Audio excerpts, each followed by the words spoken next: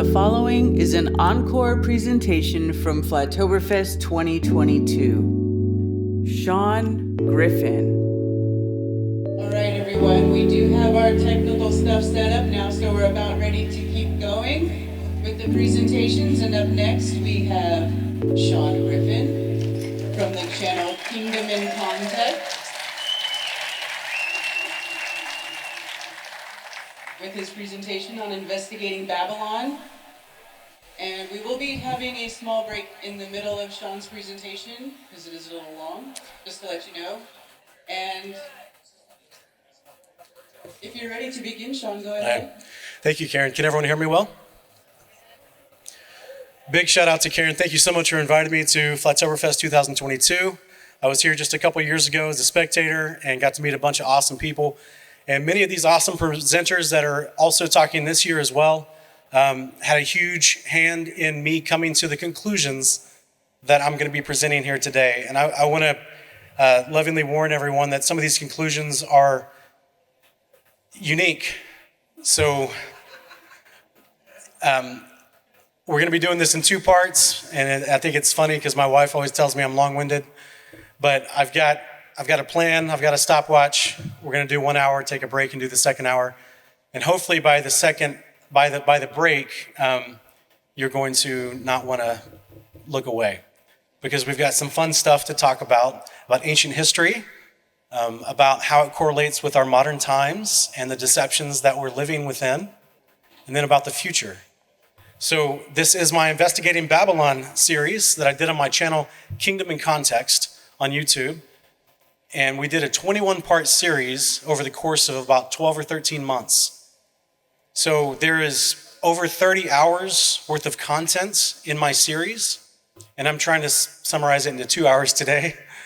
But after 7 o'clock tonight, I'm going to have a USB drive with this presentation and all 30 plus hours on that USB drive at the table back there, if you guys are interested, if you like what I have to say. So let's get started. Investigating Babylon was a unique, I did not expect to be investigating Babylon because I thought, everybody always talks about Mystery Babylon in churches and there's 1,001 opinions, and why would I want to, but when I came into the understanding of where we live, that we're not on a randomless, purposeless ball in space, and that we actually have a creator who put us in a very specific and enclosed creation environment that is catered to us. And I read in the scriptures how the earth was made for man, and this is the place where we, according to the Christian faith, inherit eternal life and live forever. And the Father and the Son actually brings their kingdom, their house, down to where we are. So then I thought, okay, that was a mind blower for me. As I grew up, my father was a pastor, and I grew up in church for the most part. But then I started to dig into the bad guys in the Bible.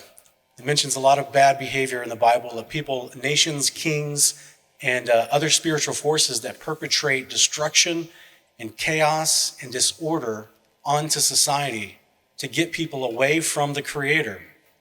And so I started trying to dig into that a little bit, and that's what led me to the Investigating Babylon series. And so the audacious claim that I'm going to make today is that not only are we going to learn about some fun, interesting, cool stuff about history and how it relates to today, how we're still living in Bible times, whether we like that terminology or not, we're also going to figure out where the Satan character is actually at. No one ever asked this question in church. Just because, for the same reason they don't really know where God's at when it comes to a biblical perspective. They don't understand. They never ask, well, if we live in an enclosed creation, because they're not taught that, they don't realize the Creator's literally right above them. So if that's real, and that's a reality that we now understand with a greater perspective, where's the bad guy? What's his history? What's his origin story? And where is he actually? The Bible tells us. So I want to share that with you today. Let's get started.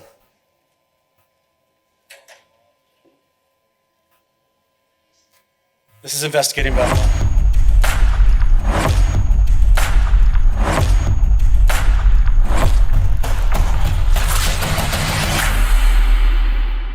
We're We're going to be looking at the past, the present, and the future of Babylon. All right. So, like I said, we did a 21-part series. The first 7 parts of this series, we covered the past, everything from the origins of Babylon up to the king, the first king of ancient Babylon. In the middle, we talked about relics of that ancient kingdom we still see around the earth today. This was parts 8 through 14, and also some of the secret societies and their machinations of deception that are perpetrated in multiple countries today. We talked about that through the middle part of the series. In the future part, we discussed prophecies of eschatology, how these things coalesce to the end of the story as the Bible portrays it, to be a situation where the Creator and His Son actually come down to where we live and they stop the cap, they stop the violence, they stop the nonsense from these people that continually perpetrate lies to deceive us. And it's a beautiful story, guys. So real quick, the ancient story of Babylon in the plain of Shinar, a couple hundred years after the story of the flood of Noah, man's propagating again through the 3 sons of Noah. They find the plain of Shinar. It's a wonderful flat area that they can build. They start building a city and a tower. I always try to reference that people always hear about the Tower of Babylon, or the Tower of Babel. They never think about the other construction that was going on there. There was a lot more happening than just the tower. The tower was the signifier of its authority and its power as they drew all the people groups that were alive at that time to that place, to that construction project. The tower, as the passages in Jubilees and Genesis tell us, they wanted to reach the firmament. This is what is called the heaven. In Genesis chapter 1, verse 6 through 8, the Creator, after he makes the solid arched structure called the firmament, he gave it a name, and he called it the heaven. And the Bible describes there's multiple layers of firmament where he and the angels live above us. But the first layer that encloses us was the layer of the heaven that the men at the Tower of Babel tried to build an actual building to reach it because they wanted to remove God's authority over them and govern themselves. So many theologians and historians, they try to figure out, well, what did the Tower of Babel look like? How really big was it? What was the ancient world of Babylon like? We have supposedly one of the 7 ancient wonders of the world are the Hanging Gardens of Babylon. Even though no one can really attest to what exactly that was. Many people think it was just really gardens at a really tall level of a building. Just as a quick comparison to the modern day, the Empire State Building, 1,450 feet tall, that took them about a year to build in the early 20th century. Modern day building, the Tokyo Sky Tree, 2,080 feet tall, took them 4 years to build. The Dubai Creek Tower took them 5 years to build. That's 4,400 feet tall. This is over in Dubai. The Burj Khalifa, many people have recognized this one, 5 years to build, 2,700 feet. This is the Burj Khalifa around the other buildings in Dubai. They built Dubai in 20 years, approximately, the way it looks today. A modern first world nation, or first world city, built in the sands of the desert, and they built an amazing megaplex in that short amount of time. This is a side view, profile view of some of the skyscrapers in Dubai. I want you guys to take note of that unique little building with the ball on top. We're going to talk about that towards the end. This is the Burj Khalifa towering over the rest of the buildings. But guess what, guys? Supposedly, according to Scripture, the Burj Khalifa dwarfs in comparison to the Tower of Babel. So, from some ancient Midrash writings from the Hebrew scholars, used to be called rabbis, over 2,000 years ago, they talked about how the argument for the people that built the Tower of Babel was that they were mad that God destroyed the people in the flood, and they didn't want that to happen again, so that's why they wanted to cast off the authority of heaven above them and govern themselves. So if we believe, for the sake of today's presentation, we're going to believe that the Bible is true and that the story of Noah in the flood is accurate, and that means he got off the boat with 3 sons, whom they each had a wife, and they started having babies, grandbabies, great-grandbabies. And guess what they're talking about at night? Why is this place a big muddy slop? Why are all these trees so young? Why is all this land scarred? Why are there still massive places that are flooded that we can see still drying out over the last 5 years? And of course, Noah, Shem, Ham, and Japheth would tell the children, this is what happened. This is what we just went through. And this is why. This was the story of the world before we went through the flood. And this is why the Creator saved us out of that ridiculously horrific environment where mankind was almost extinct because massive giants, rebellious angels, perpetrating a full-on war against mankind to extinguish mankind from the earth. So they're telling their children this story, but as we all know, if anyone's ever had a child, you know that they don't believe everything you say. Doesn't matter how much life experience you have. Doesn't matter how much you prove it to them in real practical example. One of the children, many of the children of Noah, did not believe the story, and they developed an offense. It was the first woke crew of flake emotions, where they suddenly had an imaginary offense, even though none of their life was truly affected, because now they're growing up in a new world where they get to make anything they want. And they have these incredibly wise older forefathers before them that have amazing wisdom. And if we believe the story of the Bible, people lived a lot longer back then. And there's a reason for that, but that's not part of this presentation. So you've got someone 400 or 500 years old showing you everything you know in life, explaining things to you in great detail, teaching you not only medicines, which the book of Jubilees explains, there was an entire book of medicines that Noah had to cure all ailments, but also how to grow, how to farm, how to make stuff, tools, building materials, architecture, and engineering. It's a massive work of architecture to build a boat the size of the one described in the scriptures. Noah knew how to do that. This is not a simple feat. These are smart dudes. Don't believe the evolutionary heliocentric narrative that tries to tell you that mankind was crawling out of caves and didn't have a known language. They were extremely smart. And as a result, some of their offspring decided, we don't like that story, but yet they believed part of the story enough to believe they were in an enclosed environment, and above the firmament above them was the Creator. So they purposed in their heart, as I see on screen, they thought God has no right to choose the upper world for themselves. They wanted to live up there. They wanted to go to space, go colonize Mars with some helicopters and 1% atmosphere. No, they didn't have that narrative back then. They wanted to go to another layer of what they were taught. They lived in a big house that was 7 layers tall, and they were on the bottom layer, the first floor. And they weren't happy with that. They wanted to go to a layer above, take out that authority structure, and live up there. By the way, as you see at the bottom of the screen, this is also in the generation of Abraham. So I want you guys to imagine this mindset. Abraham's in the backdrop. The famous Abraham. Abraham's father was second in line to the first king of Babylon. He was the chief idol maker and the actual general of the army. Abraham's father was one of the lead proponents of deception in ancient Babylon.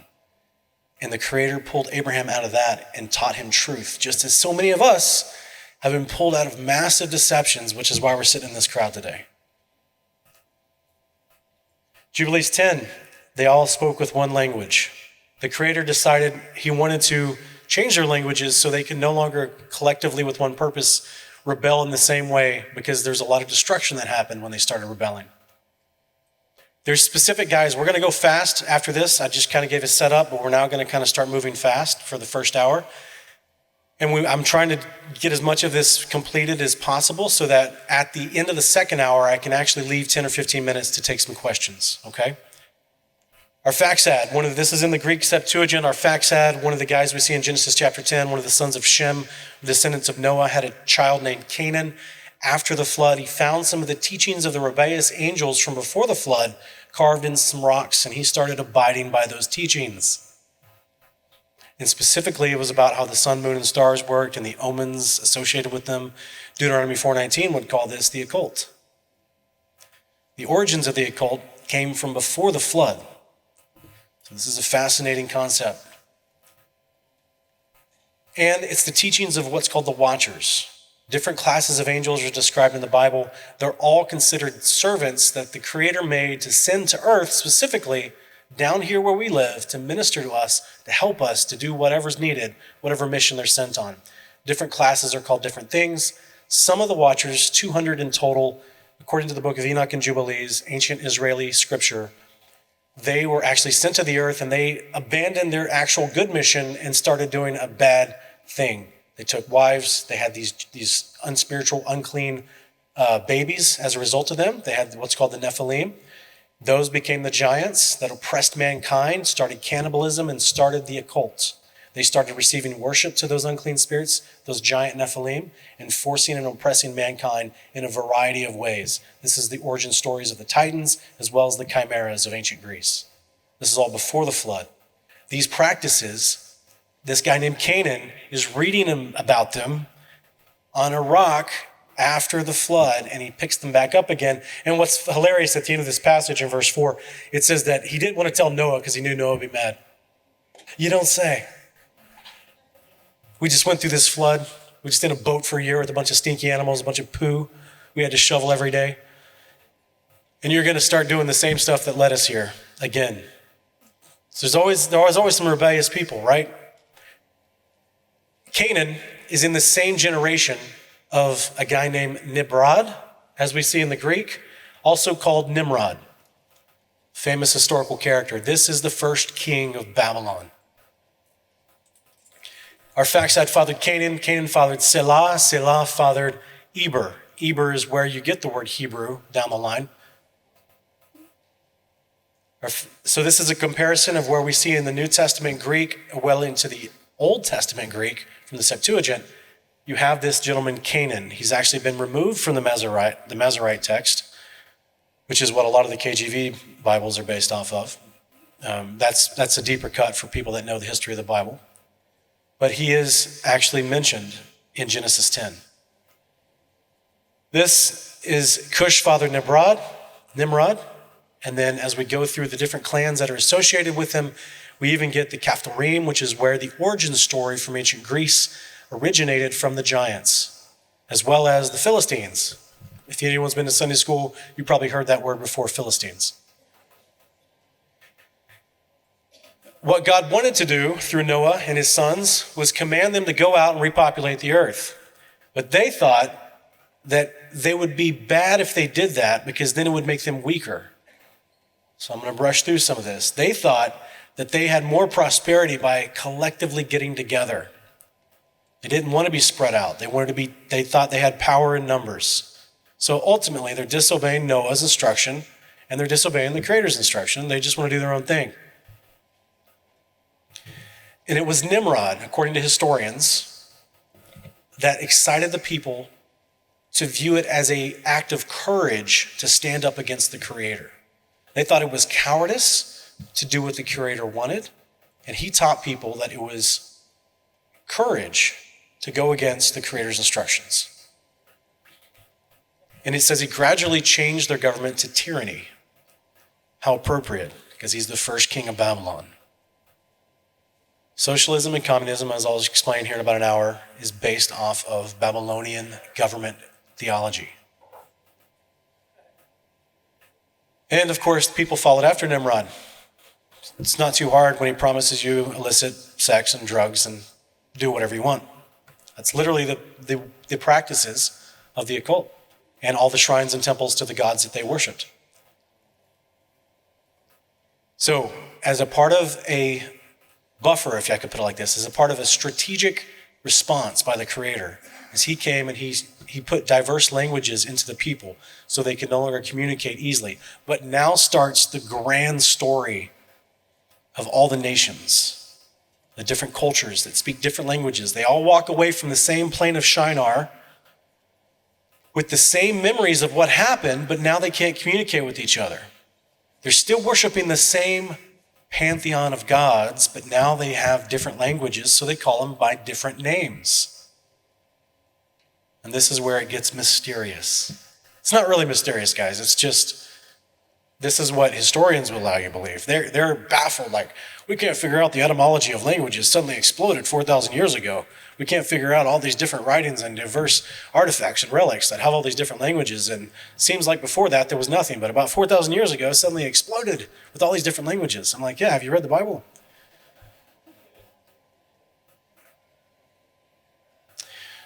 Take note of this right here. The priests of Jupiter were there.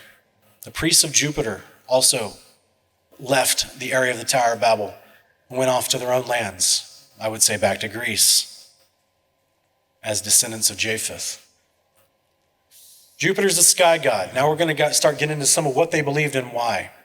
Because guys, they didn't believe that this was just, like, they made idols. They carved with wood, stone, and metals. They made a representation of a person. But they believed that person was real and have accounts of interacting with that person. They never thought that this was a controlling mechanism just to make something up as an authority figure and then make a little carving out of it and then have people worship it. They claim to have interacted with these people they made images out of. So that, one of them is called Jupiter. Ancient Roman sky god, to the Greeks, he's called Zeus. There were priests of Zeus or Jupiter at the Tower of Babel, meaning they were already worshiping these false gods, these people, these characters, these individuals, when they showed up at the tower. We go to ancient India. Remember, Tower of Babel, they all disperse. Many historians believe it was approximately 70 different languages that were created. They all go to different lands. Many of them go to where it's called India today. They have an incredibly elaborate pantheon of gods in Hinduism that reach back to the Vedic texts of 4,000 years ago. This, as you see on screen, is one of them called Indra. Notice what he has in his hand here. Is Daniel in the audience? Daniel, could you do me a quick favor and go to that box behind my table and get the Vajra, the metal Vajra, out of the table and bring it up here? I forgot my prop. I had an illustration prop. So this is a Vajra. To the ancient Indians, the quote-unquote gods, the ruling class, they had a Vajra, which was a device that could destroy the enemy in the form of attacking flying machines. It also had the ability to cause rain. And it was a symbol of fertility. The Vajra itself is a thunder of 1,000 blades, which is what they generically refer to as lightning, forged from iron or gold mixed with bronze usually. The point of this, guys, was it was like a scepter of authority in their hand, but not just for the sake of symbolism. They claimed it actually was a functioning device. It controlled drones, attacking flying machines, as well as produce lightning. You guys remember seeing the pictures? People with different types of Vajras in their hand from ancient cultures. The Hindus love the Vajra. Vishnu, Shiva, they all got a Vajra. Ancient Greek coin, he's also got one. This is Zeus on a Greek coin. He's got one. These are relics of Vajras that have been found over the years, many of them in Nepal, India, different types. Some of them are small, some of them are massive. There's Zeus, another depiction from ancient Greece. Zeus attacking with the Vajra. Different pictures of different Vajras. Take a moment, look at the side of this picture. You can see the gentleman standing next to this for scale. Remember, we talked about giants in the ancient world, both before and after the flood. Just like the Bible talks about, so did all the ancient cultures talk about. Here's a Vajra that they found in Nepal. The Vajra was also in ancient Egypt. This is going to come up a little bit later towards the end of the broadcast, this picture again, because the staff of the authority figures of Egypt, the gods of Egypt, as well as the Ankh, as well as the Djed, they all go together. And we'll explain that here in a minute. Ancient Ptah, one of the rulers of ancient Egypt, holding a form of a Vajra. I'll explain later. I'm just teasing some things. Poseidon, also known as Hades. I'm going to explain the origin of him and what he's about. Here's a depiction of Ra on his boat, fighting the serpent, using his own scepter, his own staff. Here's again Zeus with the smaller Vajra. And Zeus, of course, always has the bird with him. We'll explain about that more as well. This is just a modern day light show. People are using Tesla rods to produce an electrical discharge on the outer ends. But boy, it sure looks a lot like a Vajra. One of Tesla's actual machines. Another plasma discharge from a Tesla-like little machine, home experiment stuff. So, the ancient world was famous. Now, the big question is it legit? Can they, whatever this device was that they keep showboating in all these ancient hieroglyphs, and they talk about in their actual Vedic texts, which ancient India revered as their Bible. Can it do what it actually says? Can it control attacking flying machines? What are we talking about? Attacking flying machines in ancient India? 4,000 years ago? It can cause rain? That's weather manipulation. They had a little heart machine in their hand. Like, what is this?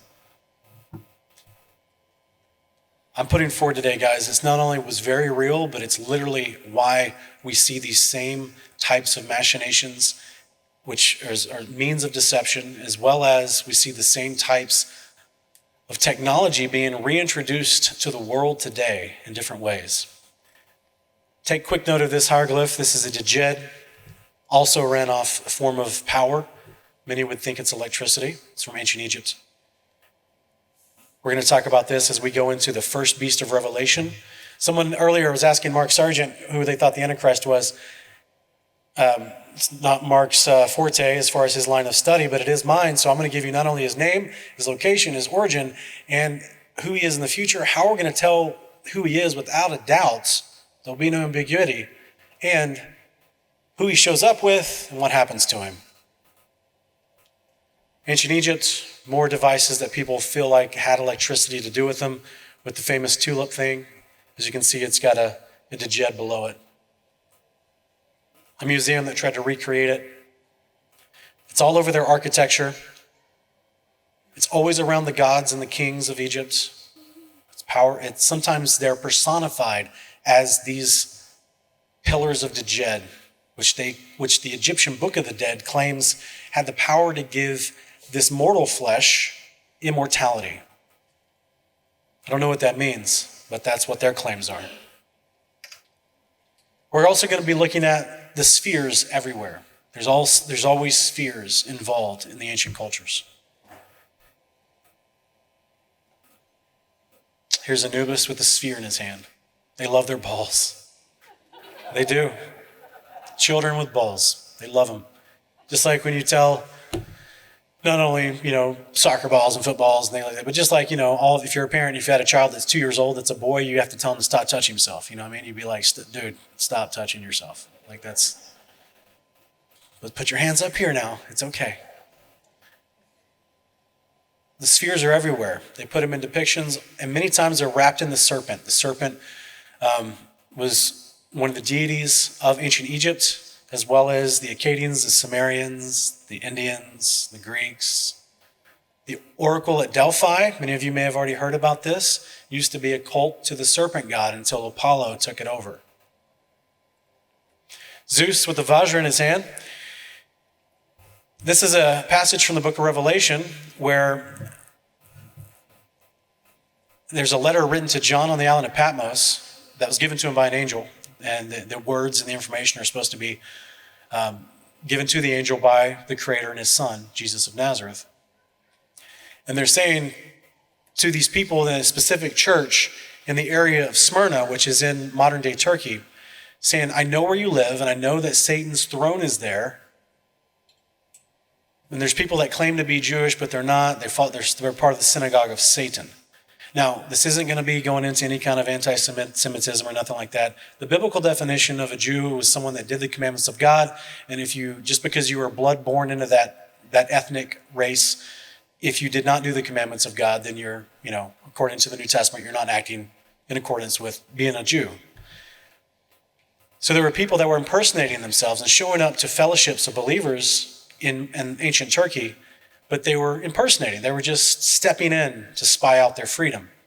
These were actually a part of the synagogue of Satan, which there are lots of temples to Satan in ancient Turkey. It's all over the place. It used to be called Anatolia or Asia Minor. And they claim it's where the throne of Satan sits. Now, every temple in every land has many, many shrines, but then they'll have an actual temple that's the seat of authority for that particular god. And they may have many of those seats of authority in different kingdoms in different lands. So this isn't literally saying this is exactly like you could go to that building and Satan's just chilling. Like it's not like that. I am going to show you where Satan is chilling, but this is not it. This is ancient Turkey. These are ancient temples to Zeus, which is the Satan character.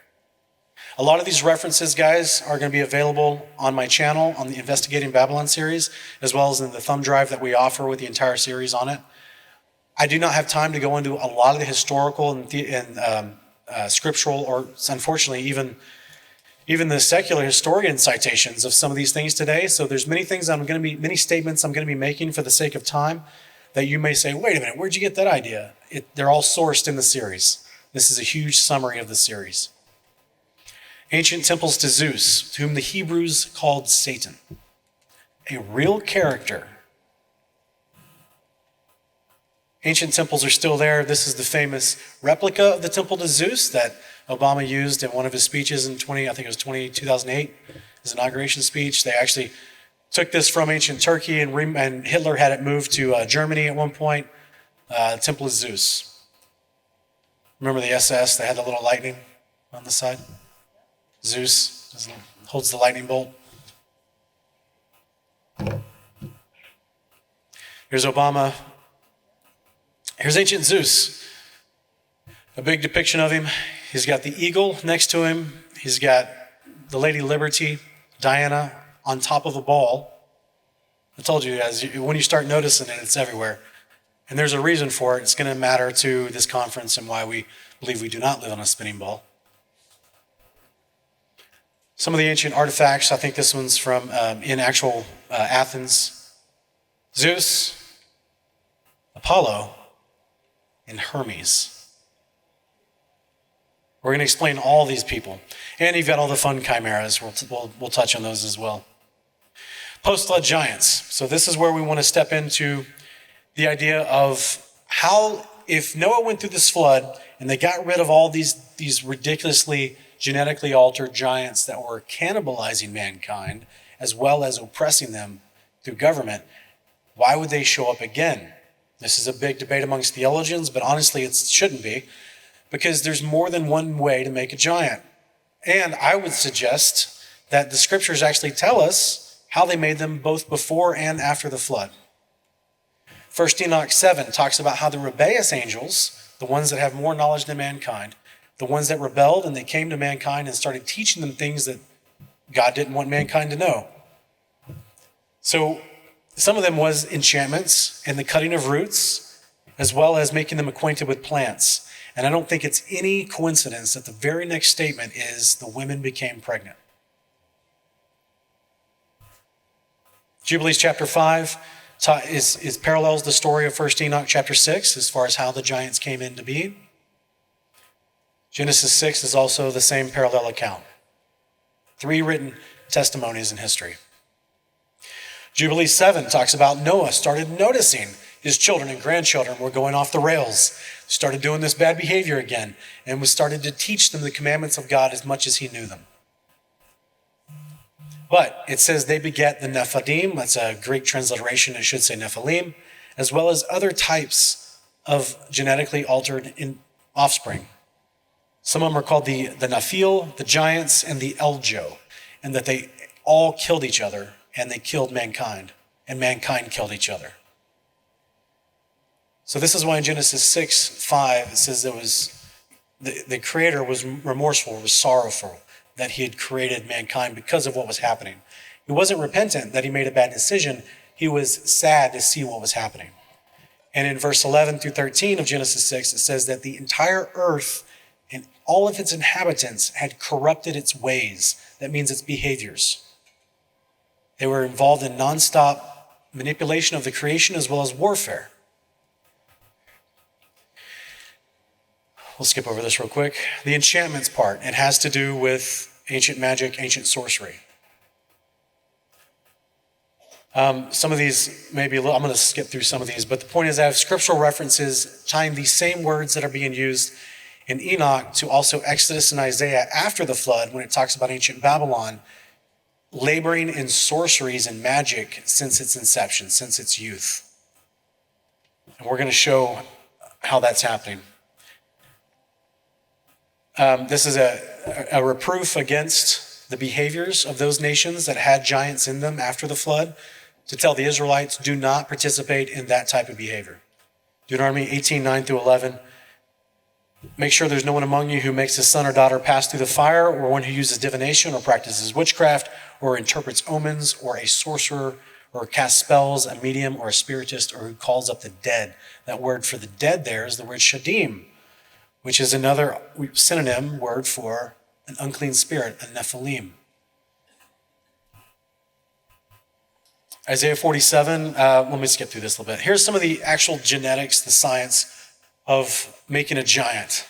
I thought this was fascinating. I researched this probably 2011, 2012, and our wonderful brother, Rob Skiba, who's passed on, I sent him a few emails, and he actually responded. He didn't know me, but he was a great guy, and he tried to interact with as many people as possible, but I think this was 2012 at this point, and I had sent him this information, and I was like, because he was doing a lot of conferences and speaking at that time, and he was getting a lot of flack because he was trying to say, like, there were no other angels after the flood that took wives and had children. It very clearly tells us in Jubilees and Enoch that those angels were dealt with.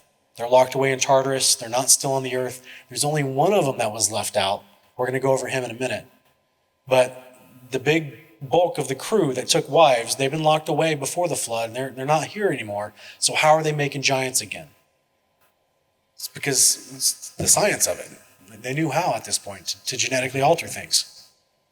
There's 5 growth hormones in all roots, trees, and shrubs. Remember what we read in 1 Enoch 7.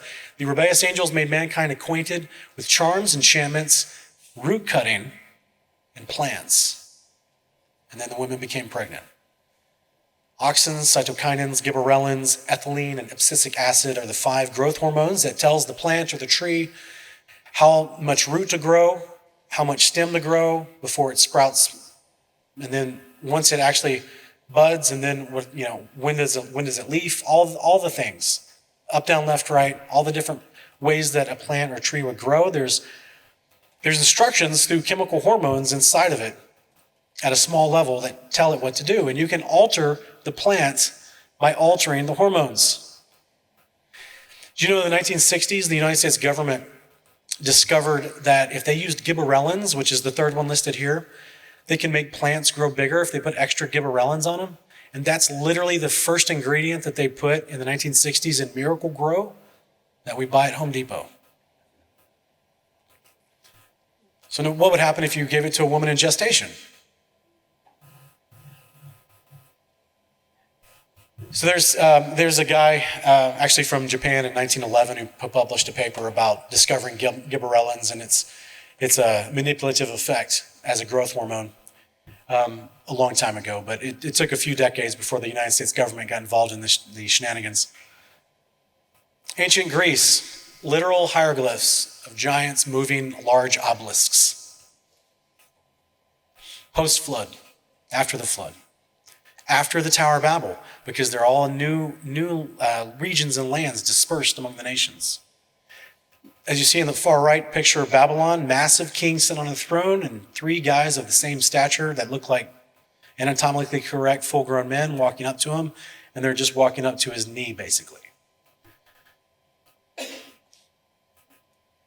Skipping over some of this a little bit of Jupiter, as I talked about before, was one of the names of Zeus for ancient Greece and the ancient Romans. And yes, just like ancient India declared, they all had flying machines. And no, this is not going to turn into an episode of Ancient Aliens, and I'm not going to poof my hair up like that one guy and aliens. No, there's no outer space, guys. There's no endless, purposeless void vacuum.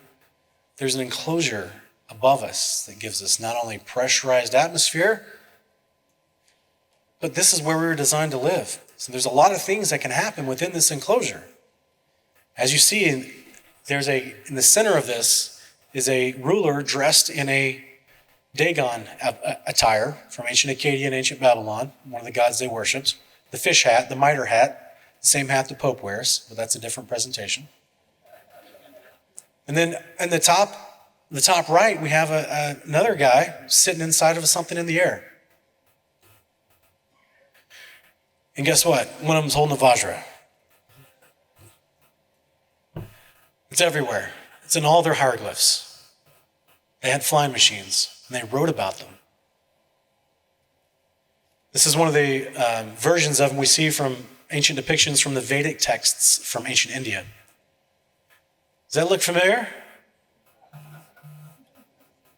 Anyone that studies NASA's nonsense? Does that look familiar? This is an ancient Indian, this is 4,000 years old. That's because NASA worships the ancient gods of India, who were the same gods of Greece. Apollo, Zeus, Artemis. This is an ancient Vimana. This is one that looks like it has some kind of wings to the back of it. This is a large-scale Vimana. I think it's called the Pakrava Vimana. They were so large that supposedly they could hold hundreds of people, and it was like a small city, floating in the air. Here's ancient Vedic text when you got little Vimanas in the background. Just like it was a normal thing, not a scary thing to them, normal thing. And it was only the ruling class that used these. The average peasant didn't use it. You know, if anyone knows anything about India, they've had forever the class system. So the gods were the ones that had the advanced tech. Oh, do you guys see the Sundara Vimana in the middle of this? It looks just like a saucer, right? Just like a circle.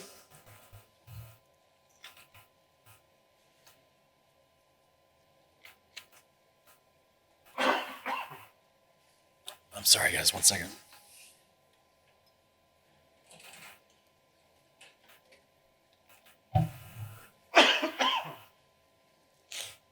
Of course, on the way out here, I get it like a congestion and a head cold.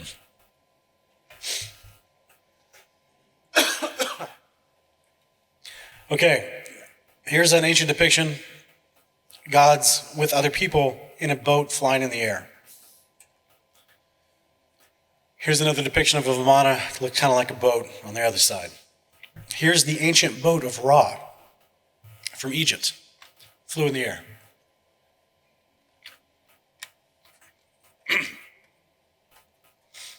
Here's the boat of Ra with the beetle above it.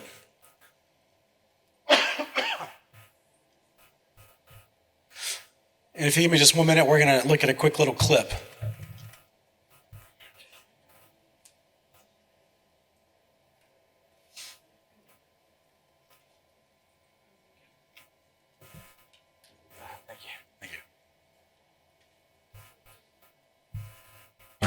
This idea of aliens, I mean, for the last 70, 80 years has just been nonstop, every year pushed with every form of media you can imagine. Comic books, magazines, movies, TV, everything you can imagine, guys. Literal government agencies talking about it. I mean, they've got what the government agency called SETI, the Search for Extraterrestrial Intelligence, I believe. That's where they have all the telescopes and everything, and they're pointing them at space, and supposedly they're just pointing them at the firmament, but... Like the movie Contact, Jodie Foster. Like Contact, that's right. So they have millions and millions of dollars going towards the propaganda that all this alien stuff is real. But guys, I want to try to share some ideas with you from history tonight that hopefully will help you understand this is nothing new under the sun. This is actually repackaged, just like we've said on this show and also on my channel.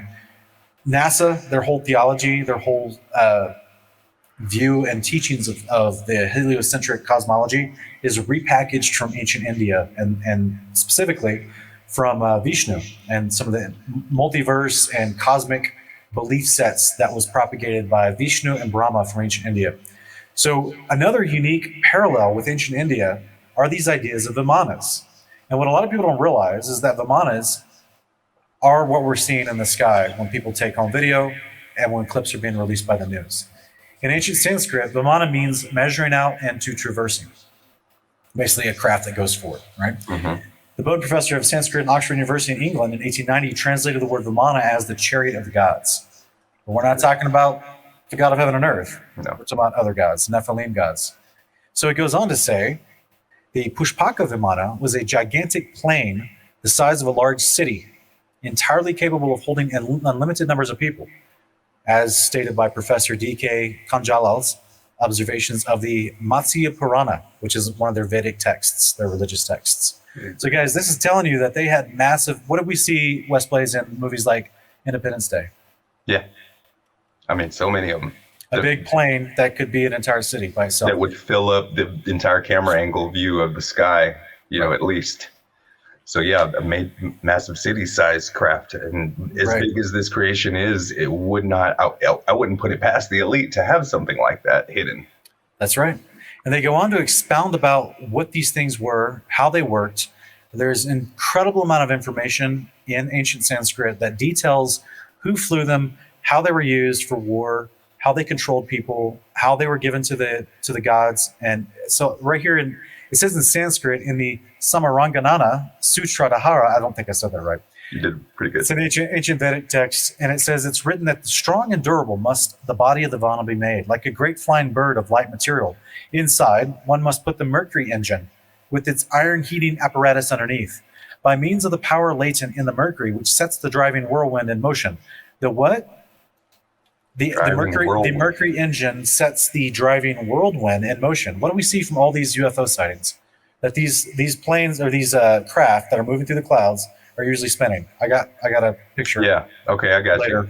Driving a whirlwind in motion, a man sitting inside may travel a great distance in the sky. The movements of the Vimana are such that it can vertically ascend and vertically descend, and moving slanting forwards. These descriptions are incredible. Moving slanting forwards and backward. With the help of the machines, human beings can fly in the air, and heavenly beings can come down to earth. All right. Interesting. Interesting. How old would you say this? Like these texts are supposed to be 3,000 to 4,000 years old. These are just a few descriptions. It goes on to say in another passage, according to the Dranaparva, part of the Mahabharata and the Ramayana, one Vimana described was shaped like a sphere, and it borne along at great speed on a mighty wind generated by mercury. And that also is referred to as quicksilver. Mercury is also known in history as quicksilver. So it goes on to say, in the laws of the Babylonians, which is this particular book that was written in Mesopotamia in Sanskrit. I'm going to go over the history of that in just a minute because a lot of people are going, wait a minute. I thought the Babylonians were in Mesopotamia and the Indians were in India. What's going on here? Just give me a minute, I'll explain. In the laws of the Babylonians, written in Sanskrit, part of the passage of the Hakata, it unambiguously states that the privilege of operating a flying machine is great. The knowledge of flight is among the most ancient of our inheritances, a gift from those upon high. We received it from them as a means of saving many lives. No, guys, what have we been talking about? About the false Christs that would appear. What's the world been prepping through all these movies with aliens, that there's good aliens that are going to come help us to fight off the bad aliens. And what is a Christ? A savior. A savior. Saving many lives. So wild. It's crazy, guys. So this is ancient Babylonian depictions of Vimanas used by Babylonian rulers in Mesopotamia. They're everywhere. They're literally sitting in one of these saucer-shaped crafts in the sky. So it goes on to say, a lot of people may be asking, Wes, right, but wait, Sean, I thought Sanskrit was an ancient Indian language. Why are the Babylonians in Mesopotamia talking about it? Well, Peter Sahata, he actually is a historian as well, and he explains that during the mid-second millennial, which is 1500 BCE, this is probably during the days of Joshua, Indo-Aryan tribes migrated both east into India and west into northern Mesopotamia. And through an Indo-Aryan wedge, as new waves of Indo-European migrants came down into present-day Iran, the earlier wave was wedged apart. Those who went west became sort of a ruling elite of the Hurrian people to form a powerful Mitanni kingdom. The evidence for this is seen in a treaty between the Mitanni and the Hittites. The Hittites, well, that sounds biblical. It sure does. Sounds like the Amorites and the Hittites that lived in right next to Iran in Assyria. Like, okay, so anyway, I'm being a little facetious, guys. Just the point is, all these tribes and cultures work together. The Bible is super relevant. This is the people that the Israelites were dealing with that were worshiping false gods. Those false gods and their rulers had crafts that they actually flew in the sky to perpetrate deception and power over their peoples. This is why they received worship as gods. This is why the God of the Bible was so intent on telling the Israelites, hey, don't believe all that. They're not real gods. They had deceptive signs and wonders even back then. So it goes on to say that the Mitanni Sanskrit is considered to be a slightly more archaic form of Sanskrit than the Vedic Sanskrit. Sadly, these people seem to have got lost in subsequent history, but thankfully, those who went to India are keeping this tradition alive. If you guys check out that series, I go over the Greeks, the Egyptians, the Sumerians, the Akkadians, all those guys, because they all had the same tech. They all shared the same theology. They just had different names for it because they spoke different languages after the tower.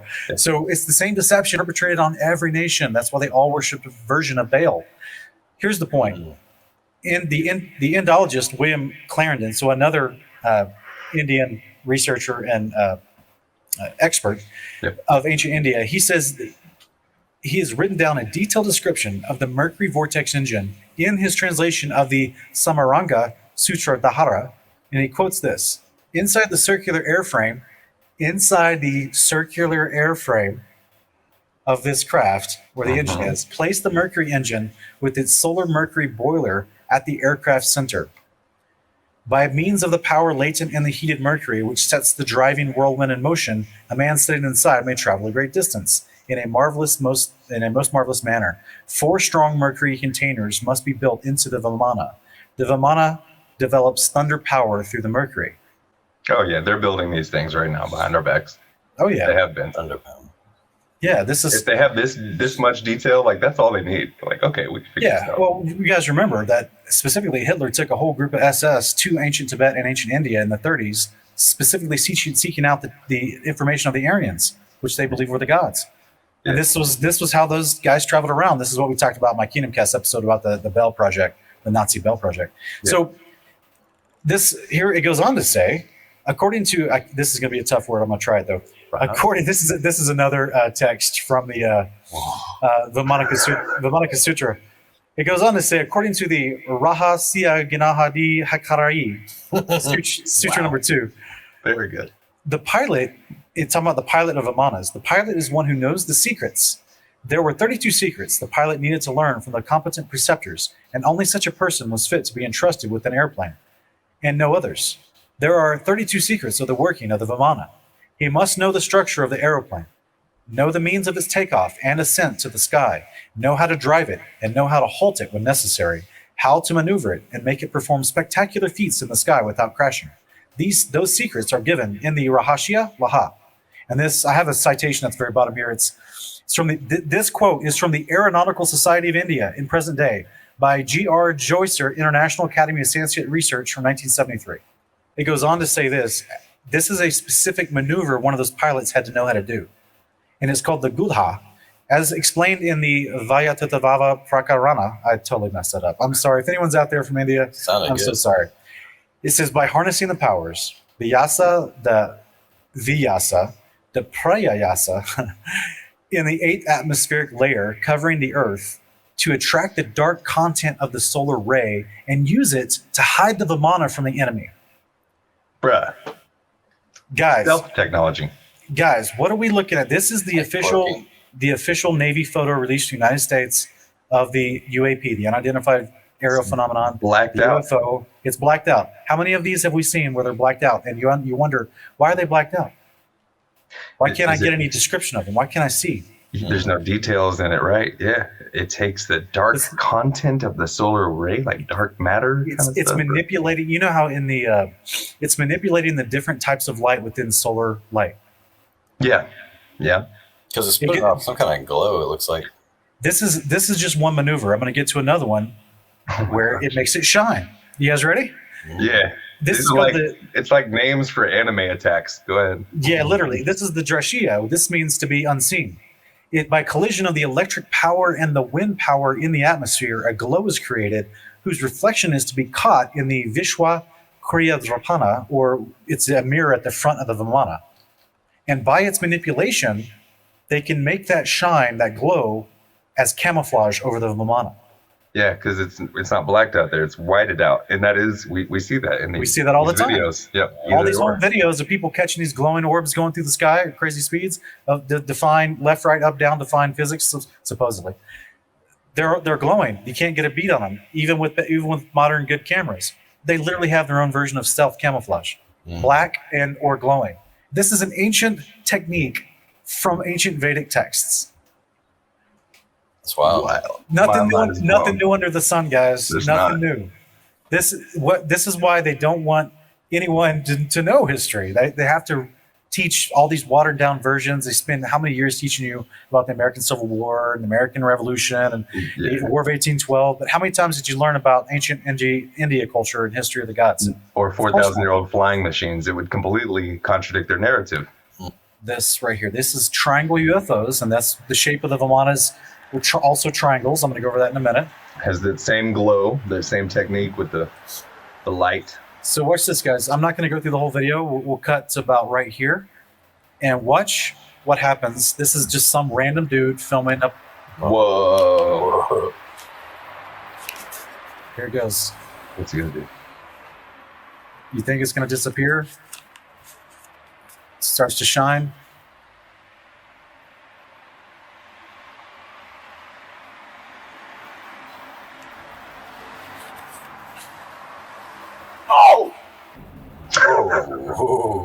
Who was that? Was that from the audio of the video or? Yeah, that was the random guy that was filming it. He said, "Oh."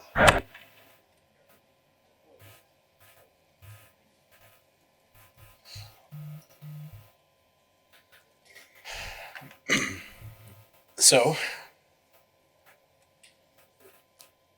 the ancient cultures were not stupid people. They're not cave dwellers.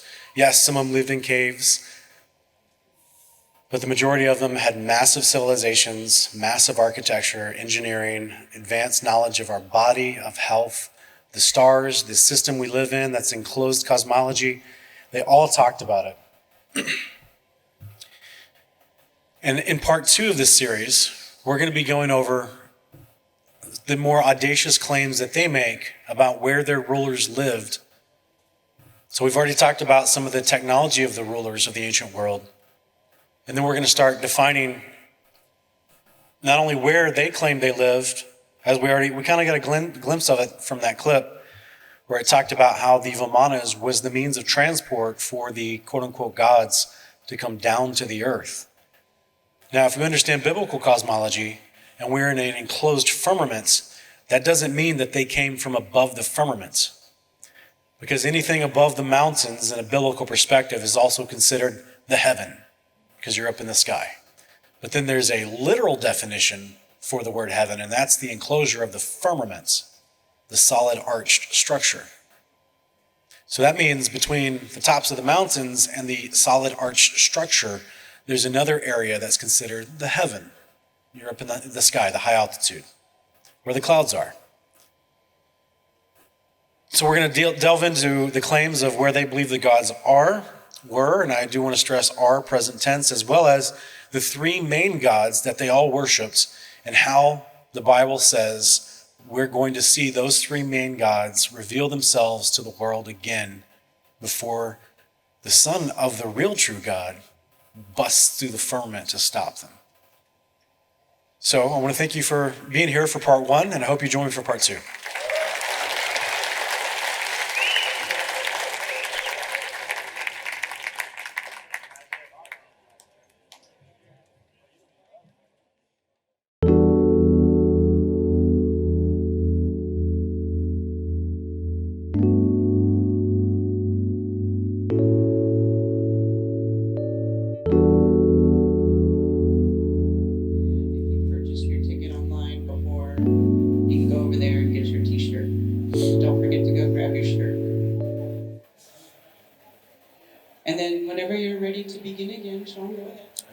Are you guys going to put the thing back up on the screen?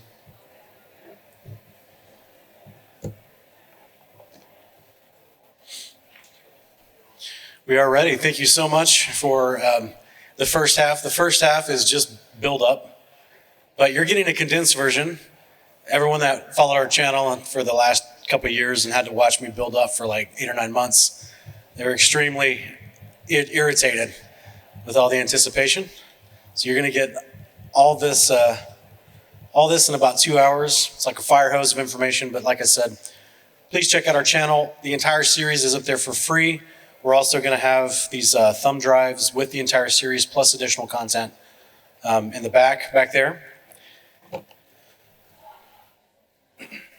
Now this latter half is going to get even wilder, if I could put it like that, because again, all claims that I'm going to be making, we source these as best we can in the fullness of the series. So just please keep that in mind. The ancient Greeks, whom Zeus was the dominant, definitely in the Western world, Zeus was the dominant god to the ancient Greece empire, if I could put it like that, collection of city-states, but at one point they actually ruled the Babylonian empire of Babylon. And Zeus was like their main patron god, their main deity that they worshipped. So they had all these depictions, and we see a lot of Renaissance era paintings of depictions of things like this, of Mount Olympus, where he and a bunch of other gods, quote unquote, hung out. Now, modern day scholars will tell you, or, there's no way it was actually in the sky. It must have been at the top of one of these really tall mountains in Greece. But that's not the way they talked about it in their ancient writings. They believed it was truly in the sky. So this was Mount Olympus, where the quote-unquote gods got together to discuss their world domination plans. That's kind of some tongue-in-cheek language, but the language of the ancient Greek writings say that it was to discuss the affairs of mankind and how they could govern justice and diligently and with good intention. But yet all the stories of these ancient gods is full of debauchery and death, carnage, problems. These are not good gods. These are flawed, frail, extremely what the Bible would call sinful entities, rebellious to the Creator's ways, creating destruction amongst mankind. Helios, also called Apollos, and in the Latin, he always had the flying 4-horse chariot. This is Hermes, who held the caduceus.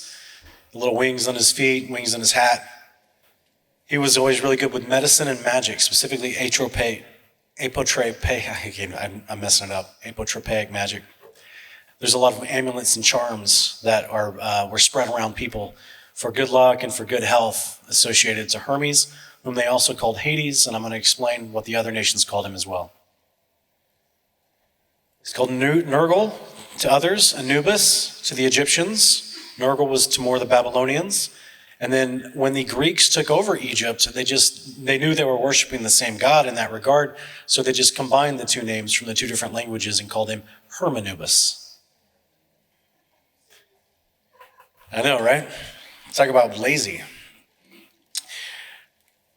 So the trouble with the gods of heaven throughout the palace of Zeus, what we talked about before, biblical cosmology, the ancient world agreed, whether they worship Yahweh, the God of the Israelites, or not, they all got off the boat with Noah. They knew where the water came from. Genesis 7:11, the 7 floodgates of the firmament opened up, the windows of heaven, and water poured down in, and the springs of the deep burst forth from the ground as well. Genesis 1, verses 2 through 8, the firmament separated waters that were still above the enclosure versus the waters that were now receding and showing dry land below the enclosure. The ancient world all had the same idea. They understood they were in an enclosed system and that there was water above them, and that there were multiple layers of the quote-unquote gods, the celestial beings above that. So when we read passages from the ancient Greeks talking about the mountain of Zeus and the home of Zeus, the palace of Zeus in the heaven, they all understood it was not talking about above the firmament. It was talking about really high in the sky. So here's a passage from a gentleman from approximately 70 BC. He talks about, meanwhile, Olympus was the seat of sovereign sway. Through wide its portals, in an enclave, fair the sire, which is the authority of the gods, and the king of all mankind, that's Zeus. He summoned the immortals to his starry courts, where high enthroned, the spreading earth he views. Did it say the ball earth he views? The curvature of the earth he views? Nope. But beneath the double-gated dome, the gods were sitting. Now I'm going to talk about that double-gated dome. It's not talking about the same dome that the Hebrew scriptures talk about. So, as we talked about before, when they came to the Tower of Babel, they were already worshiping Zeus, who they also called Jupiter. They all knew who this was. Noah knew who this was. His 3 children knew who this was because they had the books of Enoch with them on the boat, according to the book of Jubilees. And that introduces us to who this Zeus character actually, where he came from, who he is. So we're going to talk about that. This is a depiction from this is a modern day CGI depiction, but it's of the ancient Germanic beliefs, right? The 9 realms. Then you'd have a floating place in the sky where Thor and Odin dwelled. This is a modern day depiction, yes, from a movie, but there's lots of symbolism in these movies to this type of theology and their belief set. I just think this was fascinating to me because this one actually, it shows Odin, he's got the 2 spheres on the right, but he's also sitting behind this massive throne that looks like the boat of Ra. Because the Odin character would have been the equivalent of the Ra character in Egypt, also the Zeus character in Greece. He's the head god, the head patron deity. Different cultures, different trappings of clothes and makeup and jewelry and bracelets. They look different in different cultures, so they assimilated a cultural look to those people to be relatable to them because they're ruling over all these nations at the same time.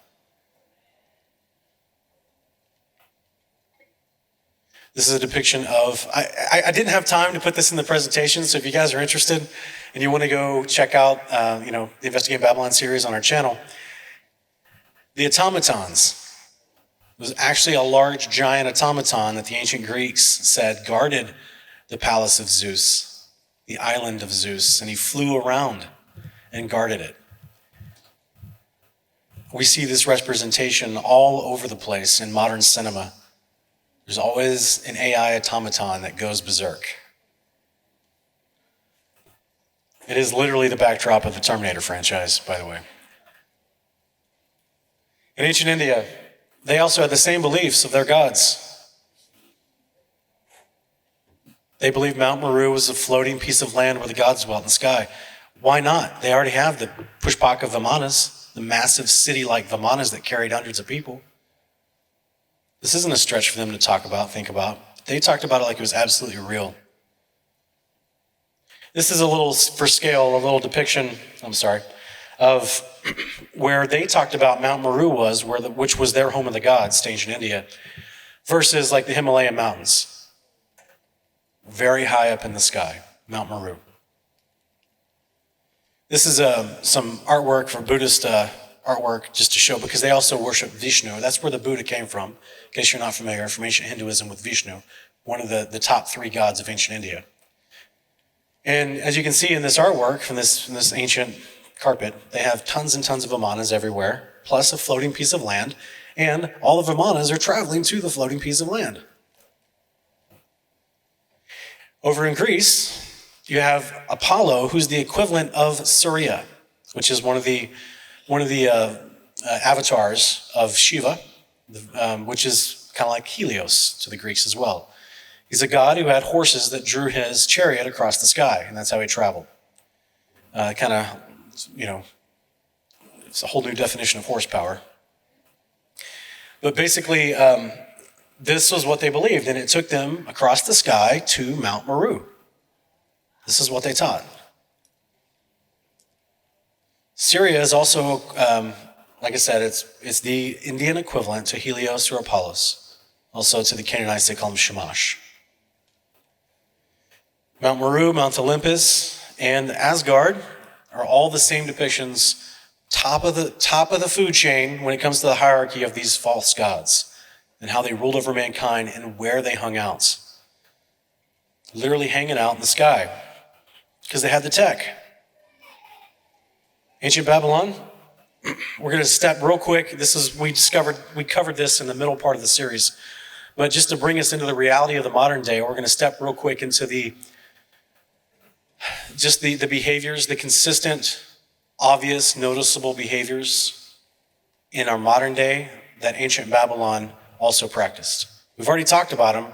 It's been layered into everything I've been saying, but I'm going to expound and elaborate. Five major points to their system. Collectivistic authoritarianism. What do we read about Nimrod? The story of him creating the tower and how he gradually changed the government to tyranny over the people. And it caused them, he encouraged them to be mad at God. And he told them that was courageous. Socialism, communism, full-on totalitarianism, they all view themselves, the state, as a god and do not want you to worship an actual creator of heaven and earth. If any of you have done any modern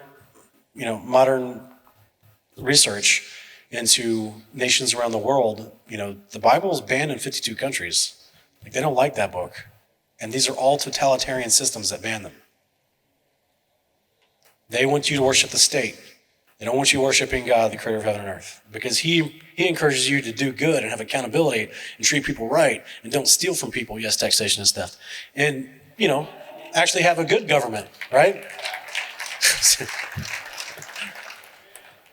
So the totalitarian governments, the collectivistic authoritarian governments, they take and take and take. It's really funny in the ancient history of Israel, Yahweh was promising the Israelite people after he brought them out of the Exodus. He's like, look, I'm your king. I'm paraphrasing for those of you who know the Bible. He told the Israelites, I'm your king. And he gave them an angel that went with them as a representation of his authority and power. But he said, I'm your king. And I want you to set up a system of elders and judges to judge disputes and matters and make sure everyone's happy. But then later, after they pushed Yahweh away and didn't want to do his covenant behavior, they chose a king for themselves. And Yahweh warned them. He's like, look, if you choose a king from yourself, he's going to tax you. It literally says that. I can let you guys go look up the Bible. It's hilarious. That's one of the things he mentioned. He said they'll send your young men to war and he'll tax you. I think that's pretty hilarious to me. So the creator of heaven and earth did not want that system. Babylon has always used that system. Collectivistic authoritarianism. This is the first thing that we're going to talk about. This is what I said. Josephus, one of the ancient Hebrew writers, historians that talked about these things and tried to create his own little history of the world books and the antiquity of the Jews and other places. He talks about how that was the origins of Babylon, a government of tyranny. One of the more famous 20th century tyrannical governments, Joseph Stalin, he says, divide the world into regional groups, and a transitional stage is a transitional stage to world government. So he says the later regions can be brought together all the way into a single dictatorship. This is what we have in the modern day through the school systems, through the government programs. That's called CRT, critical race theory. They're dividing everyone into little bitty groups. Gets everyone mad and fighting with each other. You don't notice what the government's been doing the whole time. And then they swoop in and they collect power. This is an ancient trick, but we've seen it used very deadly examples of it in the 20th century with China and Russia, North Korea, places like that. Who recognizes this guy? Anyone ever seen that old movie with Dana Carvey where he's like the most mysterious man? He dresses up in a turtle costume. He's like, turtle, turtle. That's what I think of every time I see this guy. So, good old Klaus. He says, the third and final priority of a Great Reset agenda is to harness the innovations of the fourth industrial revolution to support the public good, especially be addressing health and social challenges. I love it how they literally double speak their way into the opposite of what they really intend to do. It's just, it should be just like the most telling thing now. It's become so obvious that every time they say, we want to come help you, it's literally like, why are you threatening my life, bro? Get away. It's sadistic. It's crazy. So of course, he's made a lot of crazy statements, but this is just one. And he goes on to say, imagine what could be possible if at least similar concerted effort were made in every sector. He's talking about the world. So these are people that want world domination, world control, and they have a plan to do it. These are, people think that this guy's at the top of the food chain, but he's not. He is, he's a middleman, and he's also a spokesperson when he needs to be. Babylon has always used warfare. They're doing it now. They've always done it. Everyone in this room we've lived in a modern reality where we know there's warfare going on at all times somewhere, and sometimes we're involved.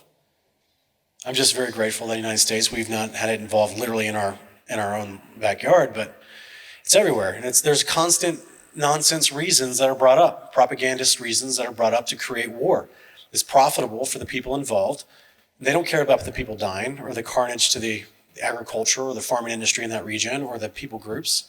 It's profitable for them in a variety of ways, and it's a means of control. It is a massive facet of the goat.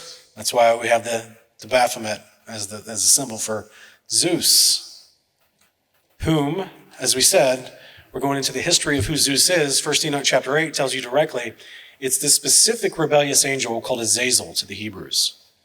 He taught mankind warfare. This is his baby. He makes swords and knives and shields and breastplates and make known them the metals of the earth and the art of working them, bracelets, ornaments, and the use of antimony, the beautifying of the eyelids, and all kinds of costly stones and tinctures. He taught mankind warfare.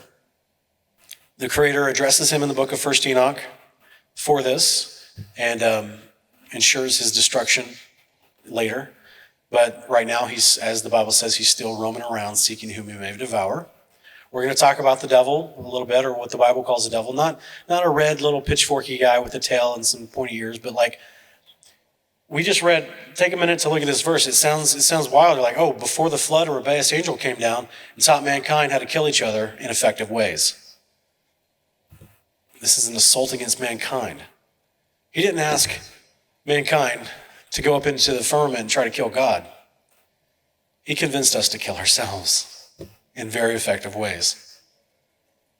And this is a real person. He has to communicate these. This is not mythology, guys. I know there's a lot of folks that have serious contentions with the Bible, and that's fine. To the entire ancient world, the same ancient world that created the pyramids and giants and flying machines, they believed this guy was a real person they could talk and interact with. The text itself tells us he's teaching them things that requires like hands-on. This is how you make this. This is how you smelt the metal. This is how you, he has to interact with. He's a real person.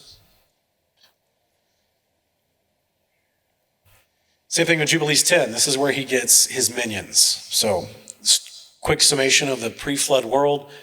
200 rebellious angels. Many of them take wives. Azazel did not take a wife, but he taught mankind all kinds of other destructive things. And the Nephilim that were born from the angels that did take wives, their offspring were called the unclean spirits. So those things that were birthed were not mankind. Mankind is never called a spirit. We're called men of flesh. We do not get a spiritual body until the resurrection in the scriptures. We're born of the earth, born through the womb of a woman, born of dirt. We're called the flesh in the scriptures. What was birthed from these women, with the progenitors being these rebellious angels, were unclean spirits. And scriptures tell us when they lost their bodies, that they were suffered judgment in a variety of ways. But then after the flood, these unclean spirit entities were still here on the earth, but without bodies. And 90% of them, I'm going to paraphrase a little bit because we got a lot to go through. 90% of them were they were judged by the Creator, and they were imprisoned, put away. They're going to face judgment according to the story of the scripture at the end of days, brought back out, face judgment to be thrown and destroyed in the lake of fire. But a tenth of them were left under the control of this Satan character, this Azazel character, whom the book of Jubilees also calls the Mastema character, which means destruction. So all throughout history, we've had warfare everywhere, all the time. Some of the things they do in their warfare is they create fun underground tunnels. I just think this is fascinating because they're all over the place in the ancient times and also in the modern day. This is a part of the warfare of ancient Babylon, and it matters because it's going to be something that, in the story of the Bible, the return of the Son of Man, he has to pull people out of caves. Here's an ancient city in underground Greece, or ancient underground city in Greece. This is a fun one. This is archaeologists have mapped 500 miles of underground tunnels in Guatemala. Think about that for a minute. 500 miles of underground tunnels in Guatemala. So that's some tech. That requires effort. That requires time. That's a long-term plan. Think about this for a minute, guys, because a lot of people don't talk about this in church settings.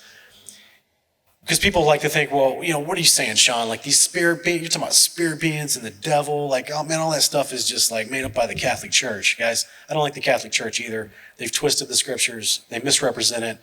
I wouldn't suggest listening to them. But we have the writings from way before the Catholic Church.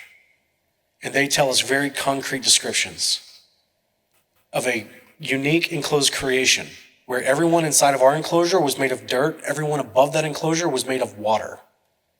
Think about the properties of water. Can't be destroyed, go through anything, change in an instant. Can't do that with dirt. And these real entities made of a different substance, a different chemistry, can interact with mankind. That literally was their purpose. They were supposed to come do good interaction, but some of them decided to go off course. So for a people group, we're talking about, we just see a quick little example here of some underground tunnels built for 500 miles.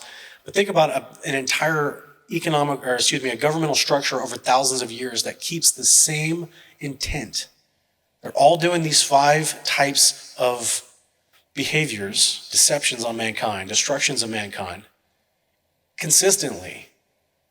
Their chain of custody is not broken. Men come and go within 70 to 80 years. We die. They carry on this stuff without missing a beat. It's because there are longer living entities that are controlling these nations. The Bible describes this in great detail. It's this rebellious angel named Azazel and the unclean spirits that were put under his control. We're going to go into it in a little bit, in about 40 minutes, and it's what is called the cosmic powers in the book of Ephesians. The same cosmos with billions and billions and billions of years. That word came from somewhere. It's from ancient Greece. It's from cosmokratos, and it means literally the sublunary world ruled by Satan and unclean spirits. The ancient world knew these terms. They knew who these people were. These were real entities and individuals. Don't let modern media or depictions from bad, silly depictions of Dante's Inferno from the Catholic era give you the wrong impression. What was the line from Usual Suspects, right? Kaiser Soze, the greatest trick the devil ever pulled is make the world think he didn't exist. That's the trick in the last 2,000 years. Zeus has been trying to do on the nations. It's to get people to think that none of this matters, he didn't really exist. It's all just mythos. Meanwhile, he's selling us a cosmology that they used to purport. Not exactly the space part, but the one with the gods that ruled in the air. And I'm going to go into that deeper in a little bit because it has to do with panspermia and the modern day deception of that. Lots of underground tunnels all over the place, Russia, Italy, Seattle. You guys know they're building a massive underground military Seattle tunnel. One of the big drilling machines, many of us have probably seen this before. These are massive guys. This guy was the main push of this program after World War II. In the book of Amos, approximately the 6th century BC, one of the prophets of Israel says, given a message from the Creator to Israel, who was being rebellious and doing the ways of Babylon, and Amos was a prophet trying to tell him, stop doing the ways of Babylon and come back to doing the ways of the Creator. And he says, though they dig into Sheol, from there my hand will take them, and though they ascend into heaven, from there I will bring them down.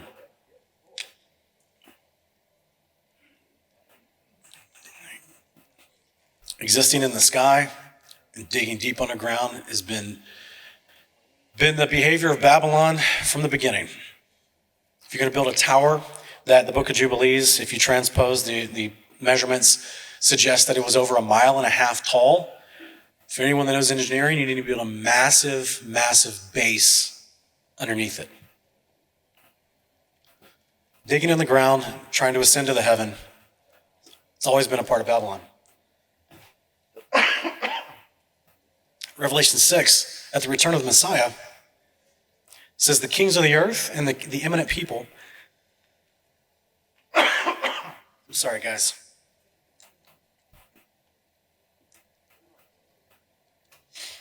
The commanders, the wealthy, the strong, the slave, the free person, they all hid themselves in caves and among the rocks of the mountains. They said to the mountains of the rocks, fall on us and hide us from the sight of him who sits on the throne and from the wrath of the Lamb, for the day of their great wrath has come, and who is able to stand? Not only does building incredible underground tunnels and passageways and underground farming, underground military bases have some practical use in case we ever go to war, but that's underneath that whole guise of war amongst the nations is actually legit. The nations are already working together, guys. They have been forever. We're their target. We're the ones they're working against. They're building these because they know the scriptures are real. They need a place to hide. They can't get out of this place either.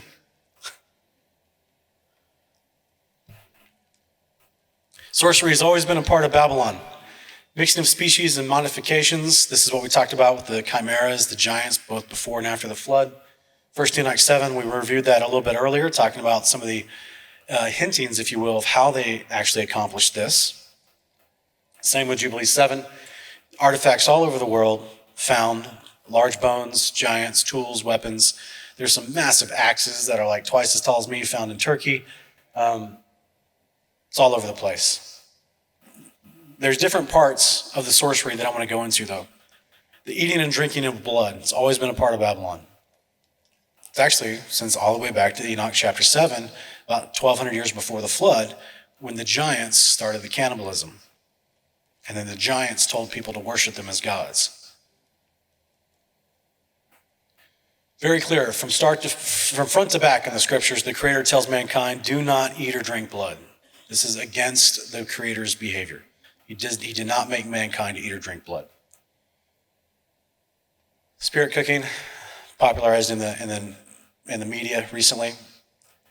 And the reason why they're showing you this stuff, which has always taken place behind the scenes, is because of, what was her name, Helen Blavatsky, or what's her name? She talked about in the early 1930s or 40s about how they were intending to not only destroy Christianity in America, they had a 10-point plan how to do so, but they also were going to externalize the hierarchy of the occult and bring it to the mainstream. They're tired of relying on Planned Parenthood to accomplish their rituals. They want to bring back the open temples like they had in all the nations throughout all the world before Christendom took over. You could go into any town in Mesopotamia and you'd find at a temple of Zeus a priest sacrificing somebody. And the other horrific things they did there. It's the goat. This is not the greatest of all time. It's the gayest of all time. So, sorry, Karen, probably get banned from YouTube from that. Marina, well, by the way, the goat encourages transgenderism, so take that for what you will. This witch, Abramovich, and I'm not joking, I'm not slandering her, I'm not saying that in a disrespectful way. She calls herself a witch. She's an established, well-known witch of the occult, and she's hanging out with the big boys in their sphere of influence, Gates, Rothschilds, all those people. She's well known. She's the one that is apparently encouraged and trained Lady Gaga into the spirit cooking and all kinds of stuff like that. So what has sorcery done? Who does sorcery? Babylon? Who are the physical men and women that do it? Warlocks and witches. All this stuff is like immemorial. It's been going on forever. Zechariah chapter 9, Yahweh explicitly talking to a rebellious people in Israel. And he's telling them, stop doing the ways of Babylon. And while he's saying that, he says, I will take away his blood out of his mouth and his abominations from between his teeth. But he that remains, even he, shall be for God, shall be a governor for Judah, and Ekron is a Jebusite. Basically, he's acknowledging that they were eating and drinking blood, which was an occultic behavior. It was a part of the practices of Babylon. Inculcations and the V word, the juice. It's not new, guys. It's been around forever. This is a 1,000-year-old picture from ancient China, talking about how they used to do inculcations. It's pretty gross, actually. They basically would take a smallpox sore, scrape it, get some little flecks off of it, and then make you breathe it in. Like it's literally the opposite of what the creator of heaven and earth in Leviticus 13 through 15 says is good and clean. And if you see someone with a scab, that there's something wrong, you need to isolate them because or you need to have the priest investigate the scab and then apply the ointment for healing or have him go to the temple for prayer or whatever. There's different ways they would deal with it. The priesthood was a part of the medical team. But in the ways of Babylon, they're like, oh, you got a scab? Why don't you snort it like Coke? It's going to make you stronger. It's been around forever. And just to let everyone know, I talk about this on my channel, but I'm not going to take my shirt off, but if you saw my arm and my shoulder, I have this massive blood scar on my arm and my shoulder from getting jabbed when I was a kid.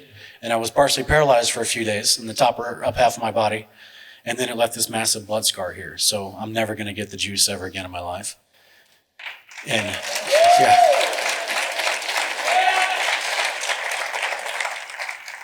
But this has been a long-standing program to get people to put harmful things in their body, willingly, to ask for it.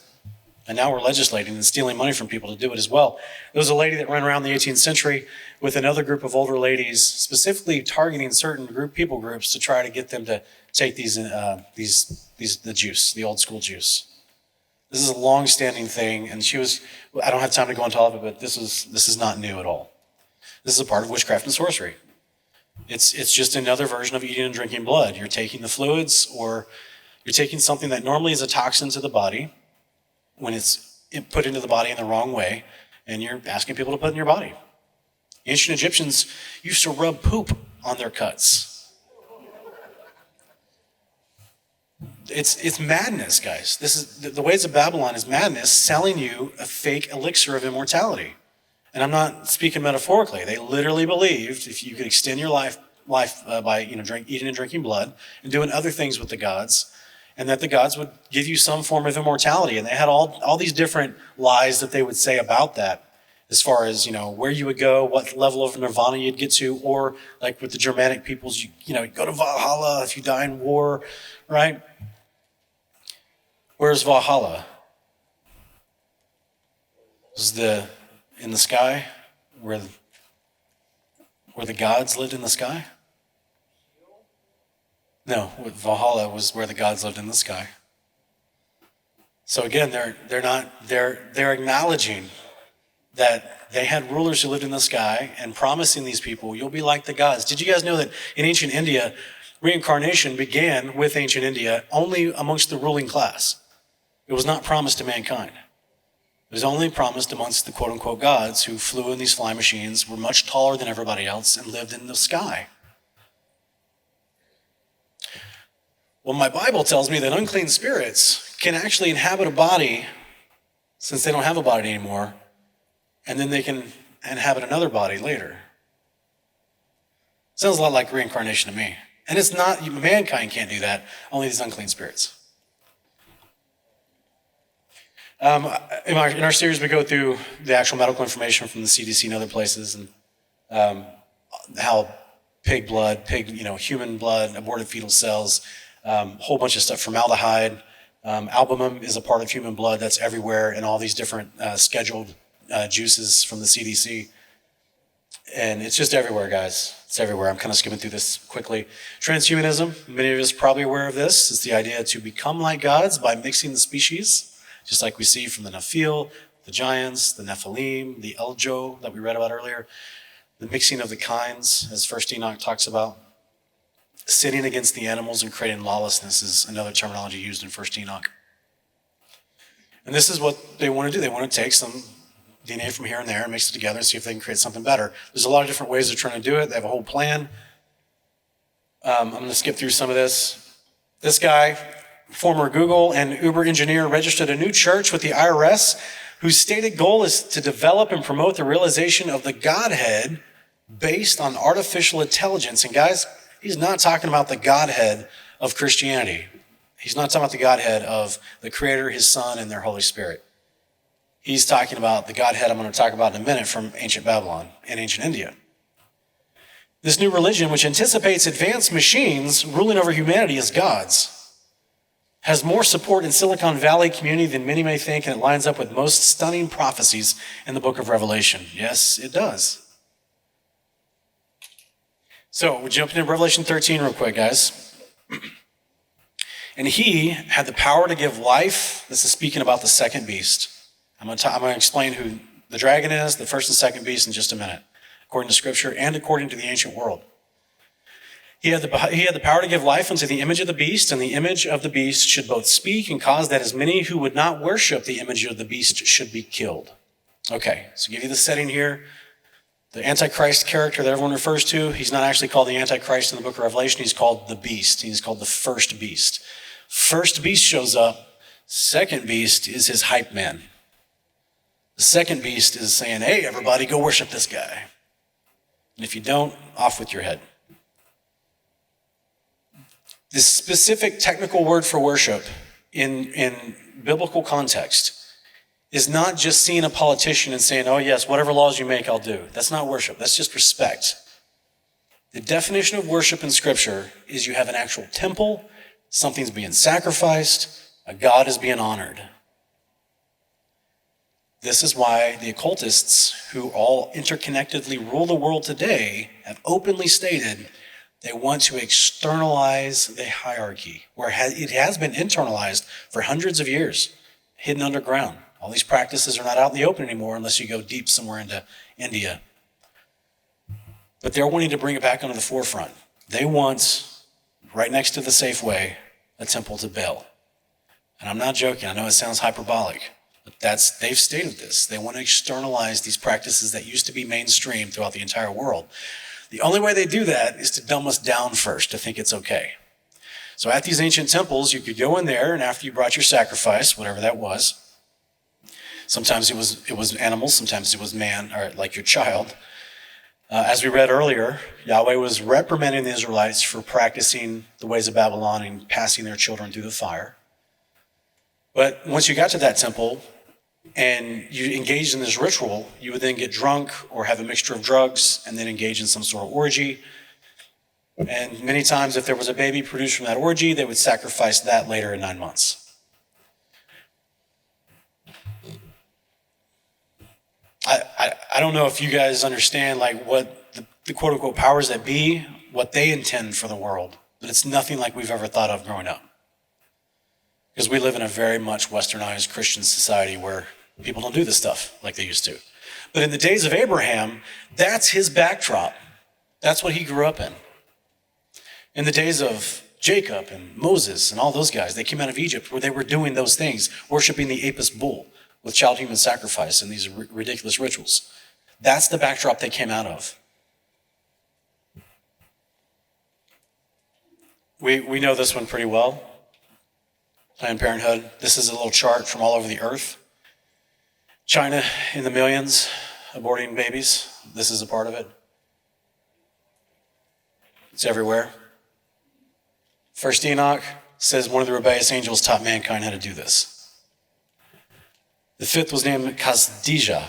This is he who showed the children of men all the wicked blows of spirits and demons and the destruction of the embryo in the womb that it may pass away. This is the equivalent of later after the flood in the book of Deuteronomy and other places where they talk about having your child pass through the fire. And they used to have creative ways in which they would do this, many times creating this massive bronze bull character that looked like Molech or the Apis bull or Baal, which was nothing more than a large oven. and they would put the child in there and cook it alive. This is a stone altar in the United Nations meditation room. Now this painting, when I first saw this several years ago, I was amazed. I was like, why is there a stone altar in the United States? That makes no sense. Why are there no chairs in there? It's not like a chapel, that you see in an offshoot hallway in a hospital or something. Like this is a room with no chairs, and it's a stone altar in front of this weird painting. And then I started thinking, wait a minute, why is that paint? What's up with that painting? Why that painting? Of all the things they could have put in this weird room that they call the meditation room. And then I started playing around with it because I knew the Planned Parenthood logo. You remember this? You see the little two wings of the Planned Parenthood logo? Those are just the inverted eyes of an owl flipped on top of each other, which is one of the symbols of Molech, people whom ancient Babylon used to sacrifice children to. So then I said, okay, well, what's up with this painting? So I grabbed it, duplicated it, flipped it, put it on top of each other, and lo and behold, it's an owl. They have a stone altar in front of Molech in the United Nations meditation room. They also worship Zeus, and I'm going to show you that in a minute. Planned Parenthood is not for your health, guys. It's the opposite, remember? It's Babylonian newspeak. It's doublespeak. It's for your death. They want to kill you. We all know what this scene's from. We've all seen this before, I'm sure. How about an aerial view of Washington, D.C., where literally the landscape is the shape of an owl?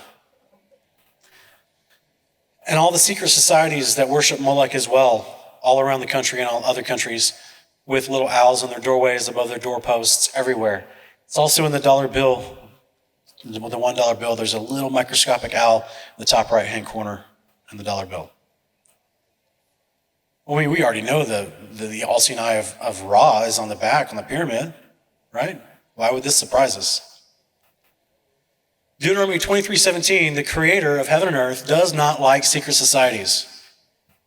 He says, there shall not be a harlot of the daughters of Israel, that would be the woman that would go to the temples to engage in that ritualistic orgy prostitution. There shall not be a fornicator of the sons of Israel, that'd be the guys that go to those temples and engage in that stuff with the daughters of Israel. And there shall not be an idolatress of the daughters of Israel, and there shall not be an initiated person of the sons of Israel.